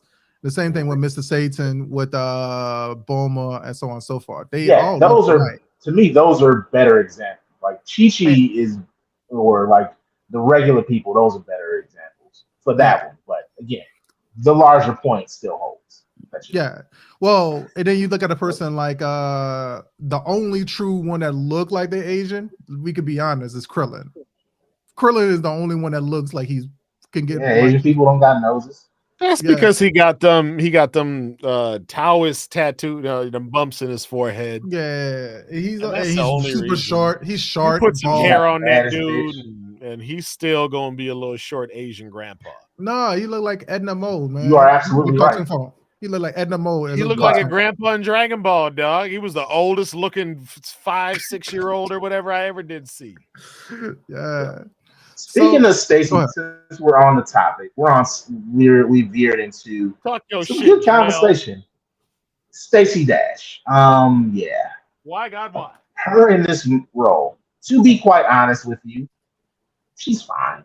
Like, honestly, anyone could have been this role. Any other, you know who could have killed this? Robin Givens. I think Robin Givens, this could have been a role that she did. This could have been a role that early 90s Halle Berry could have did. It's nondescript enough. She's fine. But the reason, and JT brought this up in our chat, Stacey Dash since 2012 has just been, she's been wild, to be quite honest with you. She's been saying and partaking in some rather unfortunate behavior. And it's just someone who looks as gorgeous as she does to say the dumb shit and to behave in the manner that she does is disappointing. But that's JT may have a little bit more to say, but I'll leave it at that. History, what did you think of Stacey Dash in this movie in her role? I know this is gonna sound fucked up, but I feel like Karen Parsons would have done a better job. Yeah, I feel like there's Karen a variety Parsons. Go ahead. No, I'm saying there's a variety of women. You need a black woman who can be business level, sound super educated. There's a lot of women who could have done this exact same role. Yeah, Karen Parsons, Holly Robinson Peete could have did this. Robin Givens, like I said, Halle Berry could have did this. Shit, Vivica Fox was bumping around. She could have did this. There are so many. You could have got Lisa Bonet. She could have did this. Hell, you could have got Kim Fields. She could have did this. Damn, I've named 8 different women just off the top of my head without even thinking. Could have did this exact same role. Because she didn't become relevant until the last 10 to 15 minutes of the movie, and she was like, "Well, I'm going to help you be able to get the security information." Only thing she did was she laughed at his jokes. She laughed at his joke, and she just did kind of cuts like, "Oh, get off my desk." And it almost felt like just like in one of the scenes where they were playing the card game. And Damon Wayans was pretty much telling her where the actual card was at. It felt like that was moments where Damon Wayans was feeding her the lines that she was supposed to be doing. And so I felt like she was not Jasmine good. Guy could have did this role. Jasmine Guy could have did this. Jasmine Guy could have did this role so good. Cree Summer could have did this role. Cree Summer, you know what? I don't want to put her in this role. I would not want to put her in this role. If you want, because you can damn near anybody from a different world or a Cosby Show could have done this exact same role. Could have done this role. The only reason why I would say I would not put Cree Summers in this role is because of the fact that I've at this point in time she was doing different world, and she had this kind of daffy kind of look, and she was still young at that point in time. I felt like this was supposed to be showing the impulse that they were late 20s, early 30s. And we were looking at Cree Summers and Jasmine Guy as I'll even take Jasmine Guy back too. They all still look like they were 18, 19, 20 years old. So I think it would have been kind of awkward looking at Damon Wayans, who's Jasmine Guy was in Harlem Nights. And Harlem Nights came out a couple years before this, and she was grown playing in Harlem Nights. So I still think Jasmine Guy could have pulled this off. Fair enough. Speaking of that, what's the old girl from Coming to America? Because she was Coming to America, the girl that Eddie ended up with, Lisa, the woman who played Lisa. She could have been in this role. Jennifer Lopez, yeah, you're right. J-Lo could have been in this role. Yeah, damn. She was active. What am I on 15? What am I on Tyra Banks could have been played in this role. Yeah. Tyra Banks could have been in this role. There's a lot of people who could have played this role. Tyra Banks would have botched it pretty badly, but she would have fucked this bitch up, but it would have been more entertaining. Yeah. It would have been more entertaining. The reason why is Tyra Banks would have tried to act. Stacey Dash was just kind of there. Yeah, she existed. God, that was a lot of people I just named. That all literally, because this is a nondescript role. Tisha Campbell could have did this role. Tashina Arnold could have did this role. All you saying is pick a cute broad, dog. It ain't shit different. Yeah. And so Stacey Dash was not so fine, and this nigga wanted to change his life. You know what I'm saying? I'm gonna sound fucked up when I say this. What did he do with that ring? Hawk it? He didn't give it to her. No, he kissed her. So he kissed her, and the ring went. He gave it to her. So the ring was in his mouth when he kissed her. So that's how she got the ring. Did they like pull out and she had it? Yeah. So that's not what's shown in the film. So I do remember that being part of the film. When he kissed her, the ring was in his mouth. She got the ring, and she was looking at the ring later in the scene. So yeah, but that wasn't in what we just watched on Amazon. That was not what we watched on Amazon. No. That's foul as fuck. Yeah, I hate it when little bits of the movie are stolen from me, and that was I do remember that part. It was like what, 4 seconds? Come on, just leave that in there. Yes. So that wasn't a thing. She did get the ring, and she was like impressed by it. So that's why that kind of scene was important when she said that I've been watching you spend money because it looked like he was just a broke nigga who just had a box. Yeah. Man, that's why that's why that scene was kind of like important a little bit, because she was like, I'm watching you spend money like it was water, because she knew that ring was more expensive, and the other stuff that they was like doing was kind of expensive. Yeah. Now I'm gonna you said you were about to say I'm gonna say something controversial as fuck. I wanted to get to that.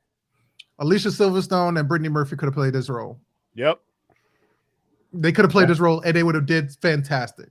I know this sounds fucked up, and I know that it goes into the colorism stuff even more, and it would definitely made a better conversation. You would have had to change the character of Charlotte, because you couldn't have had this dark-skinned black woman thirsting over this dude, going after him, and he shuts that shit down. That wouldn't have played well in the early 1990s. I would have absolutely, so, embraced that conversation. One of the things I think we need to have in more media is pretty people being shitty. Because I tell you, some of the prettiest people, they think they can get away with stuff because they cute or pretty or fine or whatever. And then like you just run into somebody who's like, that don't fly here. And it's hilarious to watch those people run into walls. You know what I mean? So like, I feel like I wish it would. Like when Kim Kardashian tried to get on stage with Prince, and Prince shut that down. Right. So, only reason why I say that, like, and I'm gonna go with you on this one too. Baps. This is a good movie that we fucking like. We'll talk about that as well. And they talked about like the heavyset girls and stuff like that, and they meet the Africans and shit like that. And they had other fucking examples of this, but I think that this would have been a very embracing conversation about colorism. And the reason why I think that this would have been a great conversation about him going at the white girl and turning down Charlotte's character, is because of the fact that he does do that movie about almost 20 years later. Y'all remember the name of that movie? Damon Wayans does a movie where he has a white girl.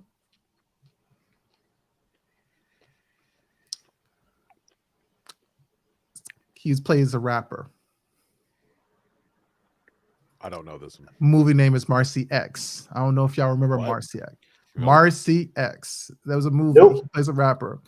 And in this particular film, he's a rapper, and the girl is supposed to be, I would like to say that she's like a Paris Hilton character. I remember this poster. It's Lisa Kudrow. Yes.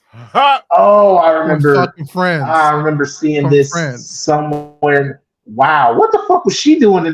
Bitch, she was coming off of Friends. Why were you in this movie? This is 2003. Bro, Friends is wrapping up, and y'all have the bag of that. What? Wow, this is a stupid decision for her. He did a song called "In the Butt." All this, and his name was Dr. S. Dog. Okay. Yeah. They do this movie. So why didn't we review that film? Why did we? And you know what? It would have been a summer blockbuster because it came out August 2022. What? Fuck no. No. I got this movie it wouldn't have qualified because this movie was on a budget of $20 million and made 1.7. That is 1.7 too much for this movie. What the fuck? I'm still on Lisa Kudrow. I'm not shocked that a Wayans brother would do something, like this. Lisa Kudrow, baby, you should have standards at that point. Again, you are coming off of all these seasons of Friends. You got all that NBC money locked up, and you just like, you know what? I am gonna go after, and I'm gonna do this shit movie. wow, Jesus Christ! What? Oh my God! He does this movie. This would have been a perfect conversation piece. He did this movie. A guy who goes from this hip hop culture and then all of a sudden falls in love with this Jewish white girl who is a $1 billion princess. And from what I remember, she was supposed to be the replica of Paris Hilton. That was supposed to be her character. Where is this movie streaming? This 2.9 out of 10. Bro, he has a song called In the Butt. I will always love you in the butt. No, that's the song. This is a real fucking thing. Where can one see you know how bad this movie is? Chris Rock saw the script and was just like, nah. Y'all know the shit that Chris Rock has been in for him to be like, nah, not for me. Dope. He said I'd be happy getting an envelope full of anthrax. Bro, hold up. Marcy X. Wait. Go ahead. Take your time. This is during my life and Damon, you didn't need this check. Neither one of these people needed this money. And they decided Spike Lee, 16 days, you get this 80 grand, this 800K, you get this mill, and then you're done. Go ahead. Digest. Breathe it in. Go ahead. Bask in that greatness. Fuck off with this positive. Jesus Christ. Yes. The stylish, wealthy, Jewish Caucasian Marcy Field was surprised by the attack of conservative. I am proud to stress you out and have this conversation. In the butt. Hold on, let me see if I can find that song. In the butt. Okay, James Krowski from 30 Rock. Okay, 30 Rock wasn't there yet. So you know what? I don't blame her for taking this check. You make the money. But damn it, Damon Wayans and Lisa, y'all had options. Y'all did not have to do this. 1 point. Wait, dog. You gotta fuck with this. Hold up, wait. I'm not lying. No, I don't. Damon Wayans did this movie, dog. Did this fucking movie. Here it is. How much did he get paid for this movie? That's the real question. Because if you tell me he got paid 1.3 million, yeah, I would have showed up for some bullshit just to get her done. Oh my God. Attach my name to some shit. My name attached to a check of 1.3 million. What you got for it? Nothing. You just a hater. Ain't nobody got to see this. I made money. But here's this movie. Here's this movie. So I'm gonna share this movie, bro. Let's go high. Can't hear nothing. I don't even need to hear nothing. I see Lisa Kudrow, all African queened up, right there. No, this is so fucking hilarious. Hold on, let me close it out and redo it. I'm sorry, my bad. Oh my God, this is so fucking hilarious. All right, it would be hilarious if we could hear it. I'm about to play it right now. I got you. Share tab. We'll wait. Look, Jamel, that's bullshit. Well, history figured the shit out. There you go. Boom. You should be able to hear why the fuck This is a whole other level of lady. And she's really made an impression on me. Because this lady likes to play doctor. Baby, I'm thinking of you. Wanna show you how much I love you. I'm so into you, a little kiss won't do. So you gotta let me love you, baby, through and through. Already touched your face and stroked your hair. Isn't Wanna he show you, something? darling, just how much This is I the care. guy. Really honey, you're the one for me. Let me tell you where my love should be. In the butt, in the butt, in the butt.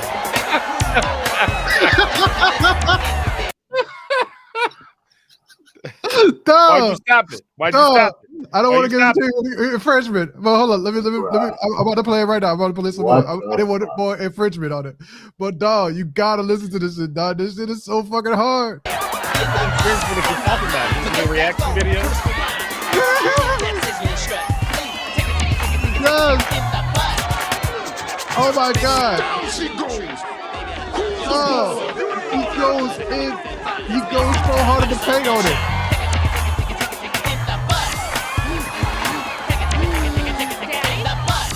He kills this man. He kills the dad. No, he kills the dad. So that was Marcy X. She was sitting next to her dad. Hey, this movie is worse than Megiddo. Just saying. Is it as bad as the Sweet Blood? Okay, at least I laugh at that shit though. I couldn't do that. Brother, it's worse. Yeah, the movie is rated trash. 2.9. 2.9. The Sweet Blood of Jesus was like a 4, but this is a 2.9. Jesus Christ. We're not is reviewing that the this worst movie that a Wayans has been in. We're not gonna rate like the Wayans. Let's be honest, the Wayanses have been in some not good movies. The reason especially in the 2000s, that might be the worst. That might very well be the worst movie that a Wayans has been in. Dog, you gotta, dog. I'm sorry to put that curse on you, dog, but you gotta see this fucking dog. He did this movie before. He did this colorism movie before. So that would be a fantastic conversation. How is this colorism? Because like you going from this stereotypical, like supposed to be hardcore hip-hop rapper, and all of a sudden now he's going over to having this relationship with this white girl. And the whole time, all she's doing is spending the whole time trying to change him from his what he's supposed to be. So like the reason why he made this song is because of the fact that she told him that he needs to tone down and he actually needs to do stuff that's actually more appropriate content. And so she was telling him that like everything that he was doing was actually bad and like not a good thing. And so that's why he made initially you had him kind of go really smooth and slow. This is a real good woman and everything like that. And the reason why he had this fuck you kind of moment, which was in the butt, is because of the fact that he was like, you're not going to change me and tell me what hip hop is supposed to be. So there was moments where they was trying to say that like, I mean, this is good, this is bad, this is not appropriate because of this particular like area of like hip hop and black culture and stuff like that. But then you look at her, what's she wearing? She wearing a dashiki, she wearing fucking head gown and everything like that on. So there's issues in this. There's a lot of fucking issues. That is, but like none of that is colorism. Well, it's appropriation and it's colorism. But you got to watch the film. There's no colorism in there because it's not giving favor to one shade over the other. She's telling him, "Don't be so ghetto, don't be so street," but yet while she's taking over, she's trying to appropriate his culture. That's still not colorism. Only reason why I say that it still falls into the category of colorism, you gotta, like I say, you gotta watch the whole movie, is because of the fact that that's what she's doing. She's taking away stuff that is supposed to be. Is there an even whiter woman that she was snubbed in favor? Then I would also say this. Here is also why I would say that there's elements of the colorism thing, because of the fact that you have him doing all these dances and shit like that with black women and shit like that, but he's in favor of this other girl the whole time. So there's that issue as well when it comes to like, hey, he's favoring this white girl over this black girl as well. There is that little piece of that as well. He's favoring his girlfriend over the backup dancer. Nah, this wasn't his girlfriend at first. This was not his girlfriend at first. I would say, I guess I need to watch the movie, but I'm not finna. So yeah, no, don't sit there and watch the movie. Don't watch this movie. I'll take your word for it, history. Yeah, right. So, yeah, there's elements of that. I would say there. All right, let's. We've been on this movie. Elements of this, but it's a lot. Let's begin to wrap up. No, you can't say more money is better. You mean the conversation would? I didn't say that. I mean, first off, I didn't say that. It is though. That's all I'm saying. Yeah, go ahead. It is objectively better. Yeah. So anyway, this movie, the Walsh kid. Let's get some quick hits on some of these people. What y'all think of Detective Walsh? I thought he was like Columbo, where it's like he seems incompetent at first, and he's actually kind of sharp. You could have taken him out of the movie, and the movie would have been the same. Yes. Yeah. Yes. What about a lot of characters were like villain? Dog, almost what about every Stacey Dash too. Shit. The villain. You could have did the same thing with the character. You could have just only had to be a police investigation. You could have only had Marlon. It would have been the same movie, dog. Yes. Like nobody is integral to this film. Yes. Yeah. So it ends with eventually Damon, Johnny, he ends up killing the villain. The day is saved, and Damon, Johnny, Seymour, Amber, they all decide, you know what, it's time to settle down. Charlotte finds Marlon, and of course, hilarity ensues because, again, sexually liberated black woman, that's scary. But anyway, they all decide to settle down. Let's grow up and let's stop scamming and let's get actual jobs and be decent fucking people to society. Correct. So yeah, the moral of the story is if you can get away with scamming, I don't know what. There's no moral to this movie. Let's give our ratings because there's no lesson to be learned in this movie. There's no 5 out of 10. This mug is a slumper. I done said it. Slumper. It's also a slumper coming from my way as well. History, what say you? It's a straight pitch, bro. I think this is the first time we had straight slumper on this one. So yes, slumper. What do you mean the first time we? This ain't nothing usual. A lot of times when a movie is a slumper, we agree on that shit. Okay, slumper. Sometimes one of us will go lower. I was to say, I feel like we always have only one when person. You fall asleep, Jamel. Yeah, that's true.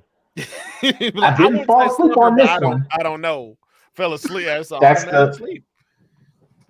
I didn't fall asleep on this one, which is, I guess, a point in its favor over that shit we watched last week. But okay, so we're wrapping up. But July, the end of July is next week. Both my birthday and History's birthday are coming up within the next week. History's is before mine. Mine is on July the 27th, our final show of the month. And we were supposed to do blockbusters for the entire month, but we didn't. We strayed from God because we did that weird ass apocalypse shit last week. We're trying to get closer to God by doing that movie, but y'all heathens didn't appreciate that. But I'm going to turn us around. I'm going to redeem us. He's just going to do Men in Black 2, y'all. That's all. He's just going to do. Can I finish my sentence, sir? Can I finish my sentence? Magito's prequel. There's a sequel, actually. Oh yeah, because it came out. Look at it. Let me finish this sentence. Can I do it without being interrupted? Yes. Gentlemen, hurry up. Go ahead. I would if y'all would quit interrupting. No, all you gotta do is stop complaining about being interrupted and spit it out. We are going to save this month of blockbusters. Gotcha. We are closing things out with doing an actual multi-million-dollar, billion-dollar blockbuster that had an actual anniversary recently. We are doing The Dark Knight next week for our movie to close out the month of blockbusters. That is a blockbuster. It made money. It's part of the thing. God damn it. We're doing that movie. Did it come out of The Dark Knight. Was it a summer movie? Yes, it came out in the fucking summer. I just said that. The anniversary last week. Yes. Jamel, you have picked objectively the best comic book movie ever made. So damn right. We need redemption. Yes, what the ratings are going to be. We need redemption because of what we've done these last 2 years. We need some redemption. And that is the only way to salvage. It sounds like you just want to watch a Batman movie, dog. How about we just do the whole trilogy? You know what? No, we're not going to do that. You know what? You only want the good one. See, that's why you want the good one. We've done this before. Damn right. We've done this before. We're not going to I'm selected. Let me select a different movie. Let me select a different movie. We'll put on a poll. Actually, we got no, we're not. No. We're not doing no polls. This is my pick. I mean, Jamel, why are you selecting a different movie, dog? If you want to do Dark Knight, we can do it. We just all know that mug is a winner. I'm going to do an objectively different movie. So I didn't say I said it's a Batman. You can post it. Dog, you can put it up. I'm sorry to bring up some facts and logic, dog, but like that was that's the best. We're still going to be redeeming this. We're still going to be redeeming after the basura that we've had the last 2 weeks. It's a Batman movie. And also to celebrate my birthday, we're doing it with another franchise that I love near and dear, the Ninja Turtles. We are doing from 2019 Batman versus Teenage Mutant Ninja Turtles. Batman versus Teenage Mutant Ninja Turtles. Direct-to-video joint. Made $3 million in home video sales. It came out in June of 2019. So wait, hold on. I don't care if it's direct-to-video. Hold on. Let me sneak by you there. Right ahead. You sneak by you there. You said it was direct to DVD. That's not a blockbuster. I don't care. I don't care. We're doing this. It was either gonna be this or the original Ninja Turtles. But the original Ninja Turtles came out in March of 1990. Oh yeah, damn. The original one came out in March of 1990. Hey, Jamel, you said you mentioned Team 4-Star. You know they Team 4-starred the Ninja Turtles, right? I'm pretty sure I shared this with you before. It's called the Nigga Turtles. I've watched that. It's real 85. I love that. Since we've slipped so far from the blockbuster theme, we're just changing it. We're doing Batman versus Teenage Mutant Ninja Turtles next week because the theme we completely collapsed the theme. So that's the movie for next week. Batman versus Teenage Mutant. We're doing subterfuge blockbusters. This is a whatever the fuck we want to watch. Remember how you said that we was was gonna just pick whatever the fuck we want to watch? That's what this became. That was gonna be August. I've been trying to tell you that's what you should do every month. Y'all be trying to come up with themes. I'm like, man, what do you want to watch?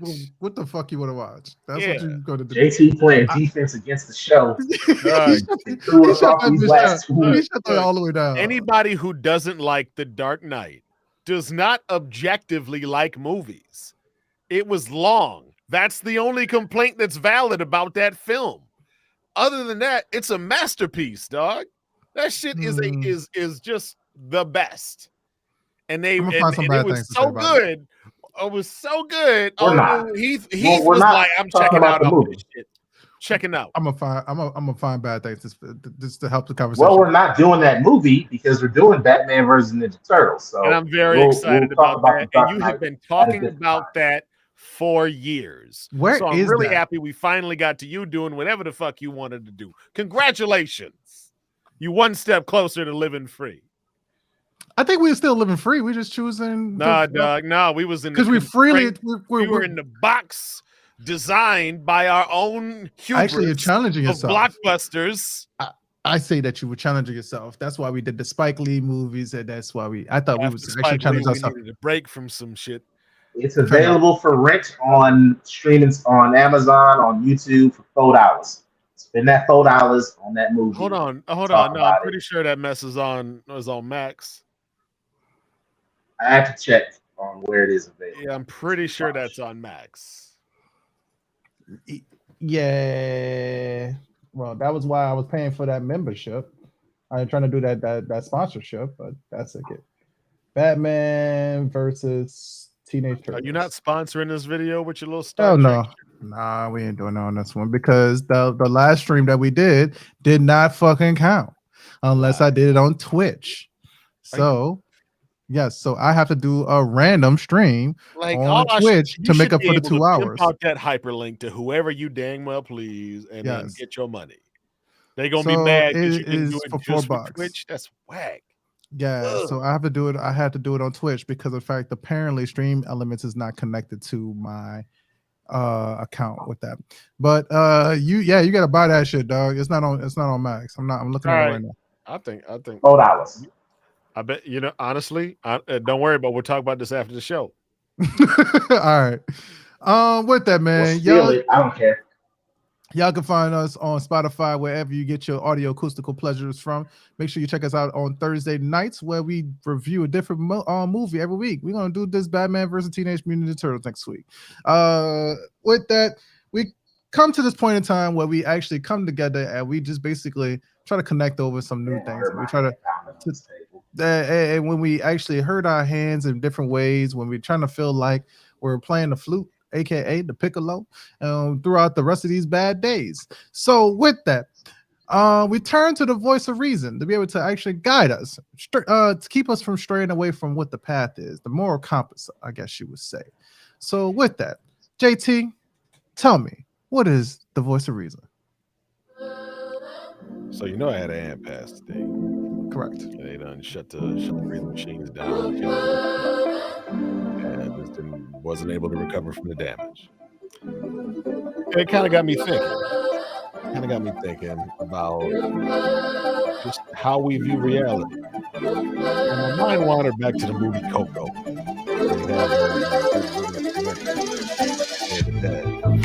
go and they honor their ancestors. By doing so, they keep them alive. I really like that concept because, as far as I'm concerned, she ain't gone. She's just not. Yeah, she's still gonna be with me in my memories. I was with her like a month ago, and it feels like her presence is still with me. I know it's gonna hit me different, when I see the picture of the memorial, but I really, in this time, I'm clinging to the memories, and I'm remembering that now we can't make no new ones, but that's about it. That's about it. And as long as I keep her with me, she's still gonna be around. And I'm still going, hear her smile, and I'm still going to remember how much, old people love talking to folks on Facebook Messenger. So give one of your old head relatives the video call on Facebook. Say hi, let them know you love them, you're thinking about them. It really makes their day. But I was thinking about how your mind makes up reality. And so you literally have people walking around with a different reality in their brain than the one that actually exists and we all share. And one of the cool things about this show is we got 3 different brothers with 3 different realities, and we all go and we compare notes about the same media that we keep watching. We compare notes about the modern day occurrences. We talk about these things, and we compare how we view the world. And in a multitude of counselors, there is safety. That's why we have more than just one person, more than just one talking head on here. We got a lot of people chipping in. We love bringing in extra folks because we like to hear diverse thoughts on what the same thing is. We like to hit this mug from a bunch of different angles when we talk about media. And that's one of the cool parts about this show, this podcast. It really made me think about how, as long as we keep what matters in the front of our mind and we keep moving towards it, mentally moving towards it, as long as yesterday is 1 foot in front of today, we had progress. And progress is something that you need to strive for. If y'all remember watching Moneyball, they figured out we don't have to go score. We just need to get a little progress every time. That's how we do the game of baseball. So I think a lot of times we look at the highlight reel, we look at the albums that Prince got, but we don't look at all the 300 songs he had to record. We get the 20 that were good enough to actually put on the album. And we need to give ourselves room for progress. We need to give ourselves room to breathe. And we need to remember why we're there. We also need to share that moment with people who need something. Does that make sense? Yes, man. So I appreciate y'all making these moments with me over here on the Historical Podcast. And I appreciate you for tuning in. Get next week.